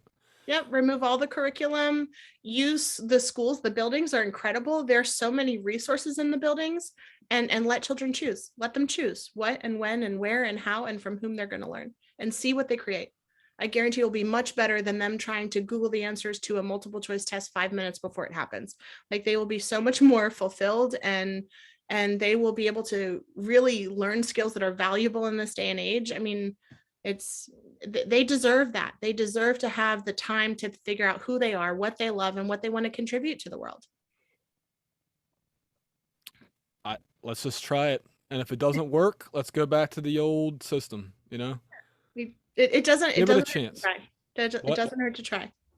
Yeah, no, it doesn't hurt to try. I mean, if we, hey, we lost an entire year and a half of school, you know, and these kids are, you know, behind so much. So, you know, what's another, heck, just give it 6 months. We don't even need to try it for a year. If it's chaos, revert back to the old ways. Um, but no, somebody asked me like, Adam, how do you have all these words in your head? I'm like, I honestly don't know. But no, I've been a lifelong reader. Um, I I watch people who are smarter than me, Mm, and I'm humble enough to know that there's people who are smarter than me in different aspects of things.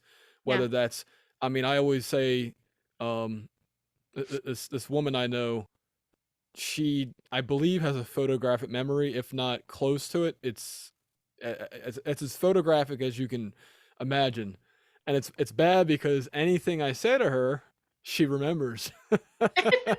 So I have to be very careful about what I say because it gets used against me. Oh gosh. Um, but That's a the pretty th- impressive the, skill though. yeah, but the thing is, this same woman, for some reason, just can't get technology. Mm, So she's great at memorizing words, memorizing faces, memorizing names. mm. But when it comes to operating her iPhone, um, she just can't get it. And like, to me, I just dive into that stuff. So, you know, it's Yeah. that thing. And I'm trying to like relate this to what you were saying. Um, you know, maybe somebody likes building things. Mm-hmm. Maybe somebody likes doing. Now this is where we kind of, this is like an older, you know, let's say 14 and older student, but you know, where we can start teaching them how to, if they want to be an electrician, you know, Mm-hmm. we would have that. You know, if they want to learn how to be a beautician, I'll just say, you know, so Yeah. you know, a salon, hair salon or nail salon, whatever, you Mm-hmm. know, those skills, because those are skills that are in demand, you know, Yeah. especially any of those STEM, as they say, or really where they're losing. They always say, you know, electrical work, plumbers, Mm-hmm. whatever. They always say there is a demand, but then when I look at it, I'm like, wait a minute. So your company wants workers, but you're not willing to pay for their training. Here's my problem with that. I go to McDonald's and I've asked them this at the drive-through. I actually made a funny video. I'll send it to you. Okay. I go to the drive-through and I say, I went to like Wendy's and McDonald's and Burger King. Do you have an internship program that I can be a part of? And they're like, what? I'm like, an internship. They're like, what's that? I'm like, well, basically, I work for free. They're like, oh, no, no, no, no. We train you. I'm like, do I get paid when I'm getting trained? Yeah. I'm like, holy crap. You know, and it's a joke, but I'm like, wait a minute. How come these fast food restaurants are paying for Mm, training, but I went to college and I'm not going to say me, my parents spent 40, I went to college back in 2002 to 2006, mm-hmm. $14,000 a year, and then I go and look for a job at these different video production companies and there's none available and they all want me to work for free and not pay me, and I'm like, wow, this is quite something, you know, like I may as well have worked at McDonald's for 4 years. I would have been ahead of the curve. um It's funny what you're saying about videos. I have to tell you a story about a student of mine. He was in my algebra 2 class and he was failing algebra 2, like desperately failing algebra 2. I think he had like a 6%. I mean, something really awful. And I had to do an interview with him for special education and talk with him about his goals and his dreams and things like that. And I asked him if he'd ever had a job before. And he told me that he makes videos. And I was like, oh, that's cool. He said he makes YouTube videos. And I was like, just out of curiosity, like, how much do you make for your YouTube videos? And he was like, oh, I made like 2 to 3, something like that. And I was like, oh, you made like $200 to $300, like that's pretty cool, you know. And he was like, no, like 2 to 3 thousand. per month. And well, and I was like, oh, you made $3,000 last year? And he was like, no, last month. And I was like, are you kidding me? Like, I was like, what kind of videos are you making? And he was like, I play video games and I record myself playing video games and people watch them. And like, he's making thousands of dollars in his spare time outside of school, mind you. Like, he's Right. spending the majority of his day in school, feeling like a complete failure because he failed algebra 2. And I'm like, you failed algebra 2, but you're making more money than most people, and you're like 15 years old. Like, Right.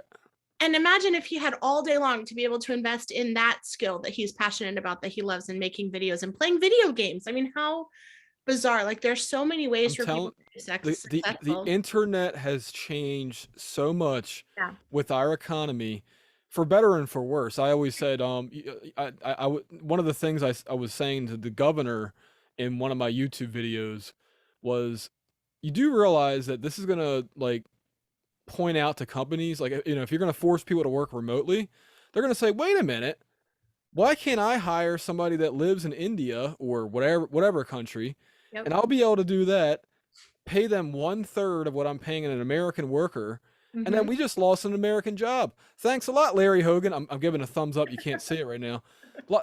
And he didn't. All these politicians were so selfish with what they did to people's incomes. Mm-hmm. And I was especially hit because one of my video production mainstays is event work. So whether that's weddings, Wow.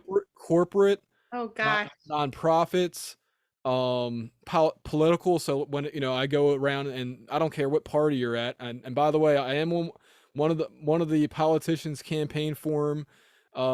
Even though I'm a Democrat running for county executive, yes, I went to a Republicans event. I recorded a video at their event. You want to know why? Because I have bills. So, it's like, I don't care. Like, I don't care if you're a libertarian. I don't care if you're a Green Party member. I don't care if you're a member of the Socialist Party. You know what I mean? Like, I don't care if you're independent. Um, Work is work. Mm-hmm. So anyway, I kind of got off track there, but my point with it was, um, I had to do what I could, and I was literally like, I felt like I was running a speakeasy at one point. Just like a lot of like people that cut hair and do dog grooming and do nails. I don't know if you've realized this, but they were kind of like basically, if you were to call up one of these nail salons, and I know this because my one of my female friends will say, tried this. People were leaving messages on the answering machines Mm-hmm. and getting appointments, and they would have to go at like night. And like Mm. basically the salons were like, their lights were off, but what they would do is they would like have like, I want to call it like a sunlight, like one of those lights that are like the beams are controllable. Yeah, can't let the government see you getting your nails done. Yeah, well, that's and people, I'm telling you, people are gonna look back at this 10 years from now and be like, Adam, you were right. All the people that were saying the same things as you were right. Because what I did is I made a compilation of like all these people leaving comments on Governor Hogan and some other politicians' pages, you know, saying, "What are you doing? You're like destroying our way of life," and you don't, Yeah. And it wasn't just me, but I'm like every day I was making a video like calling this stuff out, and it's just unbelievable. Like you said, the silent game. Yep. And all the people that were able to work remotely were perfectly fine. Mm-hmm. Well, I don't want to say perfectly fine. They did it as best they could, and I actually, I think I had said one of my relatives is a teacher, and I got to see how she, because I was curious. I'm like, I want to see, because I'm a video person. I'm like, let me see how, and I want to see how you do things. And oh my goodness, it was chaos. It was, hey, turn your camera on. Hey, I can't see you. You walked away from your table. Yeah. Um, See, y- things like that, I'm like, who cares? Who cares if if they have their camera on or not? If I don't they're have my camera on right smart or now. I know. Yeah, I don't. Yeah. It just, why do we have to like nitpick kids about these things? And again, it's just that power and control trip. Yeah. But I'm sorry, I Remote. interrupted you. Oh, no, no, no problem. Remote learning for classrooms that are, you know 25 plus, or I would even say 15 plus kids. Because I don't know if you ever been on a Zoom call with more than 10 people. Oh yeah, I taught during COVID. I taught Oh, okay. remotely during It's COVID. chaos. Yeah. I don't know how. I mean, I'm saying adults. Oh Adults yeah. forgetting to mute their microphone. Adults, I hate to say it, picking their nose on camera, and you're like, you send them like a private chat message. We can see you. So it's like, um, my goodness, like when I don't know how my relative, I almost slipped up and said it. We're not live, but I don't know how my relative did it. My hat is off to her, and when I made my comments on Monday during the debate, I didn't mean to like disparage teachers, not at all. I thought that the politicians threw them, and the Maryland school board threw them into a, can I just say it, shitty situation. Mm-hmm. And they didn't even give them the choice. Like they should have put it to the teachers vote. Not don't don't assume that the teachers union's telling the truth. They Mm-hmm. have the ability to have a vote. Like they know they could have figured out a way where they could have said, okay, teachers, do you want to keep teaching remotely, or do you want to, because now that we've realized that this virus isn't as deadly as we once thought it was, are you comfortable coming in and teaching? and Mm-hmm. and it should have been hybrid. I'm gonna say as soon as like, so I don't know if at least the fall of 2020, at least the fall of 2020. I think parents and teachers and children should have had the choice. And I think they should still have the choice. Like not everyone learns in the same way, you Oh know? yeah. Well, Um and I'll yeah, give you a for instance. My nephew actually preferred um doing remote learning. I preferred teaching remote learning. So there you go. And I think that if I'm elected and I have I know. So the weird thing about the county executive position is that even though like the majority of the budget goes to the school board, I'm sorry, to the school system, the school board has the actual control. Although I can say, I'm going to cut your budget because y'all are not doing what the parents and students want. Mm-hmm. And so going back to the control thing, I do have that power of the purse, the power of the purse, and so like basically the county executive can get some things done, but ultimately the school board and ultimately the administrators at each school have that power. I mean, we're not, the county executive can't be in every single classroom. And when the county executive comes to a school, it's not the same thing as the daily occurrences, because all of a sudden the teachers who maybe, I'll just say bad teachers or toxic teachers, all of a sudden they're doing as well, and the students act better too. But Mm-hmm. going back to what you were saying, like really this is not a current system issue. It's, we need to redesign what the system is, at least try doing that.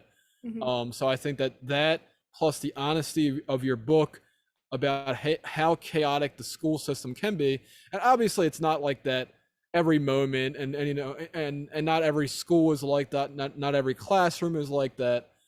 Um, but like your brutal honesty is something that every parent especially needs to know. Yeah. So I think if parents that are listening and watching this interview, um, read your book, even the sample chapters.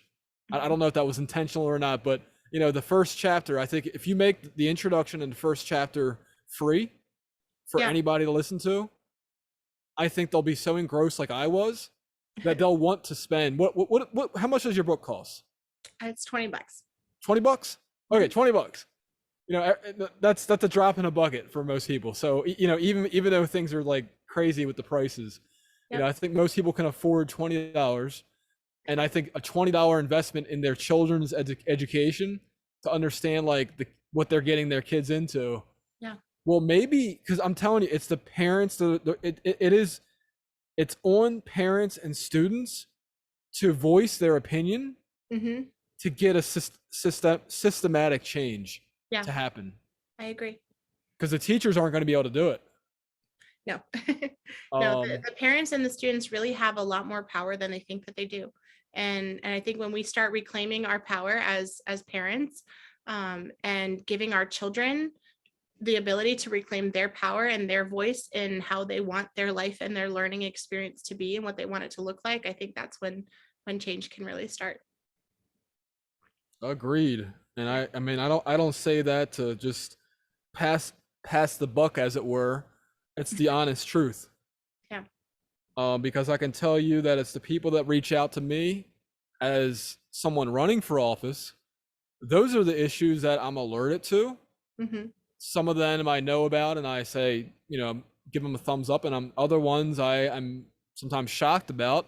Hmm. Didn't realize was such a big problem. Maybe it's just a big problem in that person's life, but it's obviously something that I think needs to be addressed. And I mean, there's been some times where people have said things to me, and I'm like, okay, like you can kind of solve that on your own. I don't think the government needs to intervene. Um, but let me get back to my notes here, and because I don't want to keep you for too much longer, and I have something scheduled for 6:30. Okay. Um, I don't need to be at it on time, but hold on, I'm getting back to my okay. Let's talk about the red pen. Oh, How come the red pen has like been made into this evil object? You know? yeah, it just, I don't know what it is. And actually, they actually have started to tell teachers now to stop using a red pen because students have such a negative connotation when they see anything written in red that it just screams like bad or failure to them. And it's something so silly. It's just a red pen. And yet, the way that we've used a red pen has created so much harm for kids, and that makes them just feel like failures and terrible. And I mean, I remember getting my own papers back, and I would just, it was like the more red that you would see on your paper, the worse you knew that you did. And so now they're like, use another color, pick purple or Oh, green or something. But you just made me think of something. what? So this is some, and maybe we're on agreement with this, or maybe not. So I noticed that the students that needed to learn, who may not have been picking up on a subject as quickly as the other students, Hmm. they got like extremely frustrated, and they felt like failures, and they felt stupid, and then they gave up. Yeah. And that, to me, as a substitute teacher, I didn't know. I mean, as a human, I tried to persuade them, and I even told them, like, you think I was as good as I am at what I do right off the bat? Heck no! It took me years, Yeah. years to figure all this stuff out. I Hmm. said, but what I can do as a teacher is help you avoid having to go through the same mistakes as me, so it doesn't waste your time. Hmm. I said, but here's the thing: just, if you can, like, repeat it. If you had to reread it 3 or 4 or 5 times, do that. Um, and don't feel like you're a failure because you don't get it right off the bat. Yeah. But I think that that's something that I think is not talked about enough. Is Hmm. that we should be not afraid to fail, Right.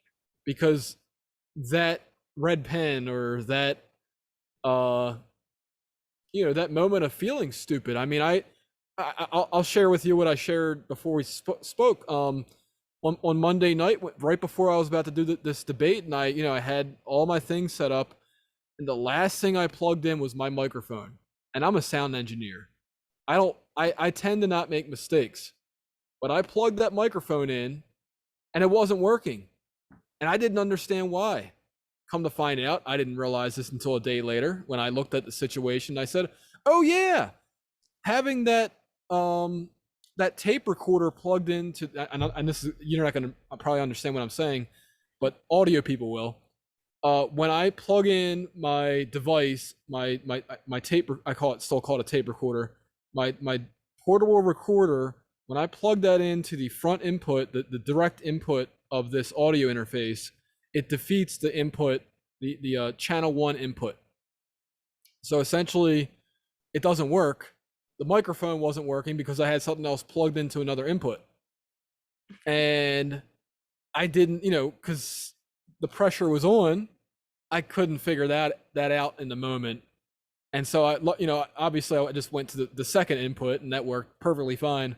Um, but it was embarrassing, and in that moment I did feel stupid, but I got over it. Even as a 37-year-old adult, we Yeah. make mistakes, and I think the young people out there need, especially the teenagers, where they're at that point in their life, and every little thing matters. Yep. Every little thing. You remember being a teenager? Yes. Every little Well, thing was. I think it's that way for all of us. We have all these things that matter, but in particular with teenagers, so it's everything is big, and little kids too. I think they have that kind of same sensation They that everything is a big deal. with teenagers, unfortunately, and I didn't want to. I think it's important to talk about the subject, and if you're not, I'll cut this part out. Teen suicide. Hmm. You want to talk about that Yeah, briefly? sure. Okay, so one of the things that happened over COVID, and I'll never forget it. And to me, I thought this would have been the turning point in all this. A 13-year-old committed suicide in Baltimore County, Mm, and he left a suicide note, and he said, because of I wasn't able to see my friends, mm, I wasn't able to go to school and be among other students, that physical interaction. And talking to somebody over the internet is not physical interaction. Like, if I turn my monitor off, your face is gone. you yeah, know if I cut my microphone off, my voice is gone. yeah, um so as adults, we can communicate this way because we've had that physical exposure. It saves you gas money, or me gas money, from having to travel to you. So it's just more convenient for and we could have did this over the phone. yeah. But a kid that age, that gets to them. They need that environment. Hmm. And parents were screaming at the politicians, reopen the damn schools. Yep. Give us the choice. Let us take the um let us have that risk, however The great. freedom to choose. Yeah, the freedom. Because I always say to people, like, when I get in this car, when I turn the ignition, a fire could burst out. The engine could burst. Now, likely that won't happen, but then I might get into a car accident that kills me. I'm taking that risk whenever I drive my car. I'm taking the risk, even just sitting here, an airplane part might fall onto the roof. You know, there's risk in life. Hmm. That's just the way it is. I could sit here and have a stroke. You know what I'm saying? Like, it happens. Same thing for you. You could all of a sudden have a heart attack for out of nowhere. You know what I mean? I mean, obviously, that may not, likelihood of that happening is so minuscule. It's not even worth talking about. But the point is, um, give people the risk. But by the way, by keeping kids out of school, it unfortunately prolonged the pandemic. It wasn't. It was very irresponsible to cause the hysteria of COVID. Um, Extremely. to withhold that information from people, simply just saying to them, and we didn't even have to withhold information. This is how I would have handled things. Somebody tests positive for COVID, we give them the government procured, because I could just foresee people going to the stores and buying up all the vitamin C and vitamin D and zinc and all this other stuff. But other governments were doing this, where if you tested positive, so basically they were hoarding the supplies, and if you tested positive for COVID, you were given like a COVID prevention packet, Hmm. or whatever it was called. And if you look at the fatality numbers, other countries did much better than the United States. Now, I'm not saying causation, or whatever the word Correlation is. equals causation. I'm sorry, say that again. Correlation equals causation. That's it. I'm not saying that, but at the same time, what else could it be? We weren't treating people early. We still, actually, no, it wasn't until this past season, I want to say, when the official pill for COVID came out, Paxlovid, when they finally said that this new phrase, test to treat, Hmm. was not a thing until the year 2022 in the United States, with rare exception. Hmm. Um, and it was so frustrating because I knew this back in as early as June, but then I came to find out other people who were, in the depths more than me, doctors knew as early as April, the beginning of April 2020, that they could treat people, Yeah. that they could help people avoid the I think it's called the cytokine storm, Hmm. or at least, prevent the severe form of that. Yeah. And so many people could have been saved. And Yep. I hate even saying that, because when I say that to people, it means that their friends and relatives that died in 2020 and 2021, 6 out of 10 of them, at conservative estimates, 6 out of 10 people could have been saved. Yep. And it kills me to say that, but I have to say that, not because I want the guy that's running for office, that's running against me, to lose, but because it's the damn truth. And I Yep. guarantee you, he knew it. He didn't say it. And at the very least, the punishment should be you don't get to keep your position. Hmm. And I wish I had a bigger megaphone. In July 2020 is when I knew for sure that there were early treatments available. Hmm. But YouTube was shutting me down. Twitter was shutting me down. Yep. Um, and I'm sorry to get off topic on that, but it's just that killed me inside when I found that out. And then when I went through it, and I mean, I knew it, and I did roll the dice on my own life, which Mm. was stupid of me. But, you know, I rolled the dice and I lived to tell about it. And I should have taken those preventative measures, and I didn't. But luckily, I did survive, and otherwise, I wouldn't be here to talk to you. um, but it's like this whole idea of like there was nothing we could do until the vaccine came out. Bull, Yeah. bull. So sorry, where the heck was I? Oh, we were talking about sorry, we were talking about You're uh, talking about suicide and yeah, suicide. So we could have got things back to normal yeah. a lot sooner had we been more honest with people. Stop scaring them to death to the Yeah. point where they're wearing face masks in cars. People are still wearing face masks and it blows my mind. I'm like, I don't know. I don't understand. It's like we've been so brainwashed to live in this perpetual state of fear. And again, look up the scientific studies of the impact of living under a constant state of fear and anxiety. Look at the impact of what that will do to your health, to your physical health, your mental health, your emotional health. It's so irresponsible and abusive what they've put us through these last 2 years. It's wrong. And I hope that you'll be able to do something different. Well, I can tell you that I will never mandate masks. It'll be a choice, but I don't know what the legality of it is, but I also don't want employers to be able to force their workers to wear masks. Mm-hmm. I think that they should have a choice. Um, and as far as the needle poke, Mm-hmm. I don't know what your opinion of that is. I've read enough information. I actually, a relative of mine has gone. I can't even say this because YouTube will censor it. They'll literally take this video down if I say what I want to say. But my relative got the needle, Mm-hmm. and I'm trying to word this the proper way. Um, my relative has not been able to work for a year, close to a year, and I think I don't need to say anything more than that. Yeah. Um, I had so something similar happen. My relative also got the needle and she died. So yeah, I'm sorry to hear that, ma'am. I'm sorry to hear yeah. that, Angela. It's sad that the only person that I know personally that has died during this whole experience was because of that, not the actual illness itself. So Right.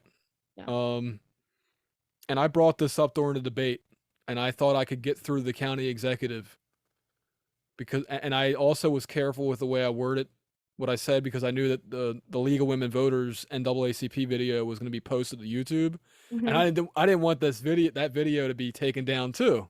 Yeah. But the county executive maintains safe and effective. So at this point, I'm gonna try. I have one more thing up my sleeve that I'm gonna try, so that because I'm personally affected by this. I told you I'm an event vendor. Hmm. There's people who will not work with me because I didn't get the needle. Wow. Because I'm honest, I say no. I said I didn't get it, but if you look, having the actual illness is as good, if not better. Hmm. And I have had it. It's documented that I've had it. It's not good enough for people though, Yeah. because they're so misinformed. Hmm. And if a politician would just be honest and have a doctor next to them saying the same thing, Hmm. we could get, all these issues could be, a lot of these problems could be over with and done Yeah. in a matter of hours, as Mm. long as that word got spread quick enough. Yeah. Um, and unfortunately, I did my best. I couldn't get through to the one who controlled this county so much for the past 2 years, and I'm sorry that he doesn't take me seriously. I thought maybe he would, but I was wrong. Um, one other note. Oh, this is important, and I'm going to let you go because I'm sure you have other things to do, and so do I. I wish I could talk to you for 5 hours, 6 hours, but overcrowded schools. This is one that parents and teachers talk about a lot, Hmm. and I think it's important for you to say your piece about your experience with what that did as a educator, as a professional educator. I think it's important that the word professional is used when I talk about teachers Hmm. because they are professionals in every sense of the word. They should be treated as such, and Hmm. they're not. And take it away. My first year teaching, I was placed in a classroom that had no windows and no air conditioning, and I was given 30 desks. My smallest class size was 35, which was supposed to be the legal limit. So that was the legal maximum that I was supposed to be able to have. But that was my smallest class size, and my largest class size had 42 students in it with only 30 desks. Wait, so the biggest class that you ever had in that first year Hmm. was 42. Yep. 42. I had 12 students that had no desk, nowhere So, to sit. so they just stood? They sat on the floor. Some of them would stand in the back, but yeah, it was very packed. It was My very packed. goodness. And then eventually, as the year went on, so many of them had failed already because they refused to turn in any work or they refused to do any work. And so when it got to the point that their grade was so low that they had already failed, they just stopped coming. A lot of them would just stop coming. And so, yeah, we had more seats at the end of the year, but it was terrible trying to teach in a classroom like that, especially in the summer when it was so hot, and to have 42 people squished in this tiny classroom with Oh my no goodness. air conditioning and no windows. And I would take screenshots. It would be over 100 degrees in my classroom, and everyone is just sweating, dripping with sweat, trying to conjugate verbs in Spanish. I mean, it was miserable. Your brain cannot think when it's that hot. No, it I was don't awful. think I don't think politicians understand how important climate control is. Because if you're freezing to death, that's another problem. Hmm. But I remember those days because I was in a non-air conditioned high school. Um and yeah, those last few weeks of school were just brutal. It is. It's brutal. It's brutal. And it was basically, and I was a skinny kid back then. So I can't imagine, you know, I just can't imagine what it would be like if for the people, the other students, and oh yeah, I just remember not being able to think properly, and Mhm. everybody wanted to go to the library because that was like the air conditioned area. So like we would I remember the teachers would figure out ways to like get library time just to get the AC. Um Yeah, and it should not be 2022 and we still have schools with no air conditioning. I mean, it's just like we're one of the wealthiest nations in the entire world, and yet we have classrooms with not enough desks and no air. yeah, it's That should not happen. it's absolutely pathetic. And by the way, politicians, right now it is June 16th, right? Hmm. So I would like you all that are sitting there in your offices to turn off the climate control, and I dare you to put up with it for an hour. I dare you. So That's a good one. I would love to hear their experience of how that goes. I want to And then try record to do it. that with 43 other people in the room and trying to talk to them, and Hmm. teenagers, mind you, with hormones and wanting to move around. And Well, yeah, I would like to record this social experiment in 4K, 4K Ultra HD, that would be awesome. I'm looking forward to getting that video.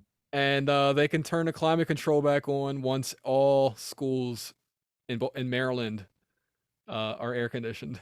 I like that. Yeah, you can have your AC back when the kids get it.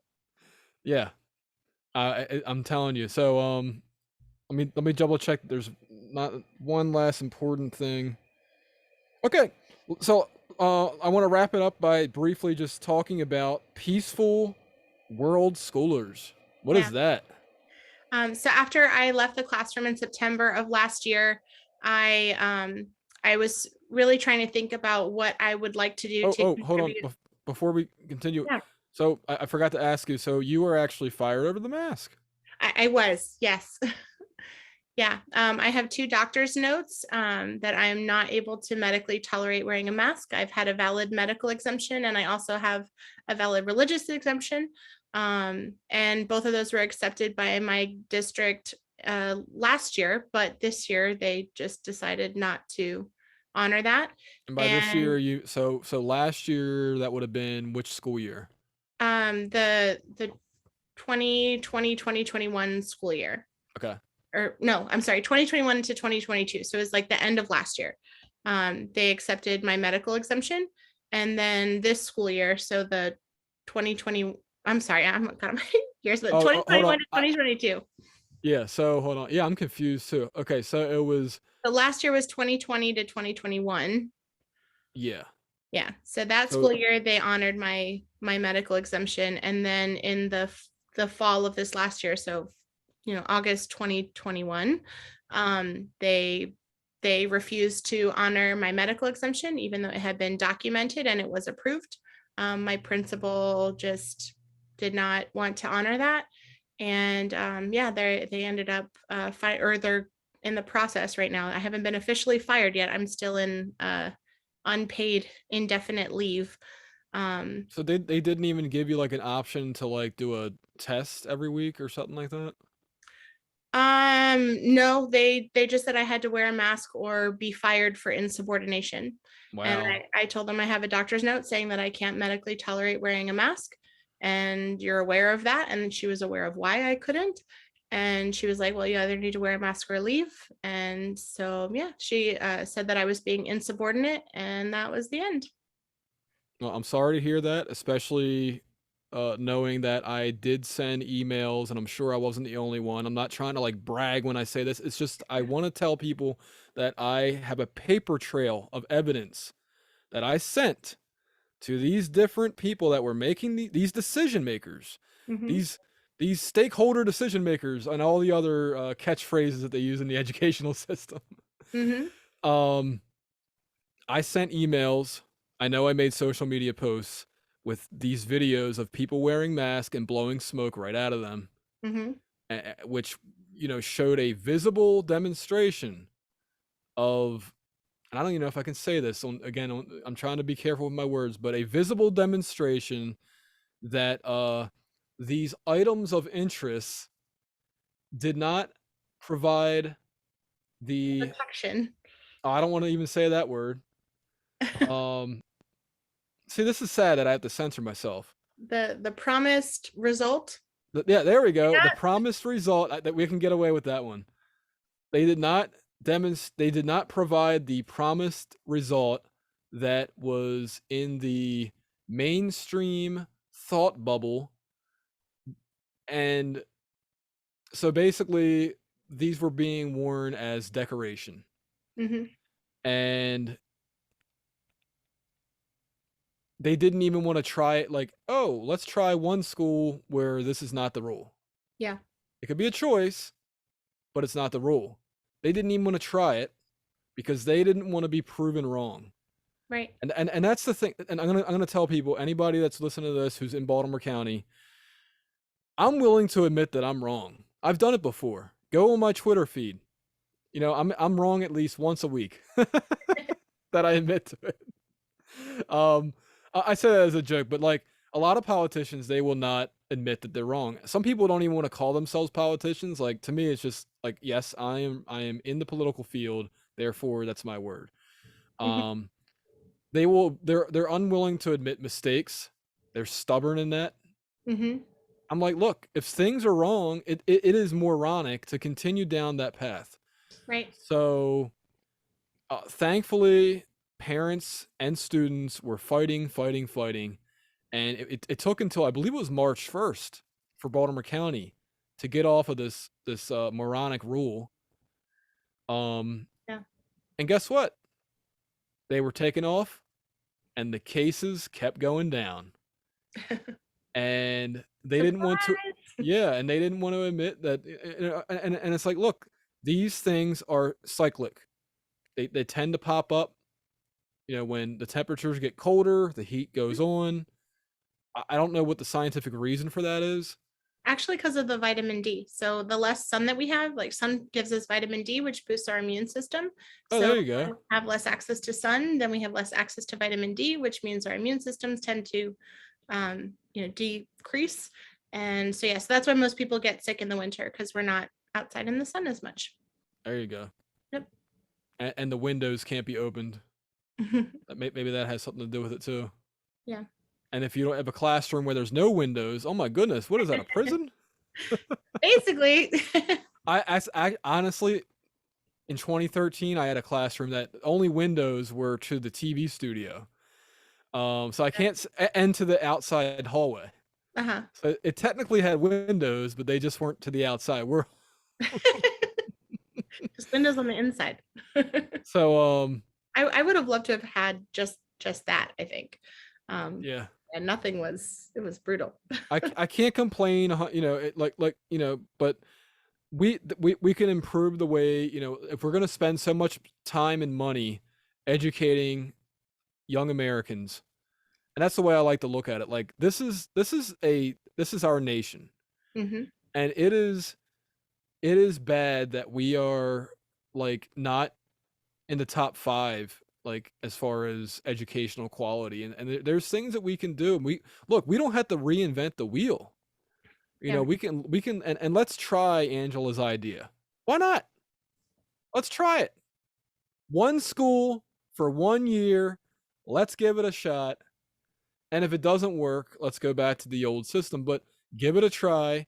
And if it's successful, let's not be stubborn about it. And let's have, you know, I'll call it a charter school for lack of a better word. Hmm.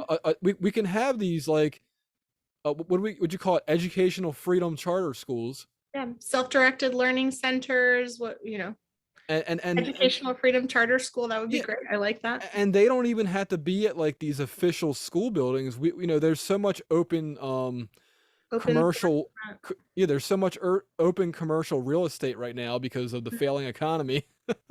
Yeah. That the government could spend money, and you know, we could put them in, just, you know, there needs to be a building for them to go to. Hmm. um let's try it. Let's try something different. Why not? And please check out Angela's book, which, say it again for me, Toxic Teacher. Tales of a Toxic Teacher, exposing the cycles of abuse within our schools. Available on Amazon. um this year at some point, audiobook, but right now Kindle and physical. Yep. And do you have reviews on that book in the comments?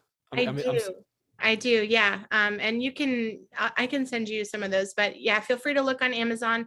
And if you do read my book, I would greatly appreciate if you would leave a review and leave a comment as well. That would be very helpful. I had a couple people that had heard about my story with the masks that decided to go leave a bunch of bad reviews and never even read my book just because they were And mad see, about that. I didn't even know that about you prior, prior to you coming on here. Yeah. Well, prior to, I think it was in the introduction of the book, but I had no idea. Oh, I don't know how we met on Twitter, but I saw you and I'm like, oh, this would be an interesting thing because and I didn't even know you were from Maryland originally. Remember I asked you like, yeah. I didn't, and because I had seen DC, I think on your profile. Mhm. But like, I'm glad we met virtually, and I'm so happy to talk to you and really get these issues addressed because win or lose an election, like it's not about me, it's not about what it's this is about like society, like Yeah. and where we're gonna take it for the future, Mhm. and if we can get back to a point where we're not wasting students' time, wasting teachers' time, wasting parents' time, and getting them interested in learning Yeah, because that's a big thing. That's a huge thing. it Getting is. them loving learning. I Mhm. think is what somebody on the board of education debate said the other day. Yeah. And you Um, can't inspire a love of learning as long as we continue to force and coerce them to do so. yep, and we're just gonna keep graduating kids who really don't know what they're doing. They're not gonna have any. They're gonna feel lost when they graduate. Hmm. And that is a horrible thing, and to waste so much money and time to Hmm. have these students who are just passed through the system, um in this toxic system, and just so yeah, these students who maybe they feel lost right now in the current system, they would be perfect candidates to try at this educational freedom center. Yeah. So please check out Angela's book and follow her on Twitter, and um Yes. And I'm also on Instagram and Facebook too. So you if can't you're see. on if you're on Instagram or Facebook, I can share with you that. So I'm at Peaceful World Schooler on Instagram or Angela Harders on Facebook. No, say that again. At what? At Peaceful World Schooler on Okay. Instagram, and then Angela Harders on Facebook. What about Twitter? My Twitter, I have two different ones. I have at AJ Harders. I think that's the one that you found me on. And then I Okay. have an at Peaceful World Schooler on my Twitter also. So both of those. Okay, great. Well, thank you so much for talking with me. I believe we're close to 2 hours, if not past that point. But I love speaking with other Marylanders and trying to get societal problems solved or at least talked about, so that and especially in a brutally honest way. And I'll warn people out there, it's not censored. Yes. And I love that it's not censored. But if you don't like naughty language, then I don't know, put tape on the book or something. I don't, The first chapter. You said skip the first chapter. The introduction. It's not all throughout. It's just the introduction. Okay, skip the introduction, and there's not as many naughty words. All right, well, have a good So very evening. much, Adam. It was so great talking with you and sharing and exploring some of these other ideas that I think can really make a difference in the world. All right, you're welcome, and I wish you the best in whatever success that you're looking for. Thank you so much, Adam. Best of luck to you. Thank you. Good night.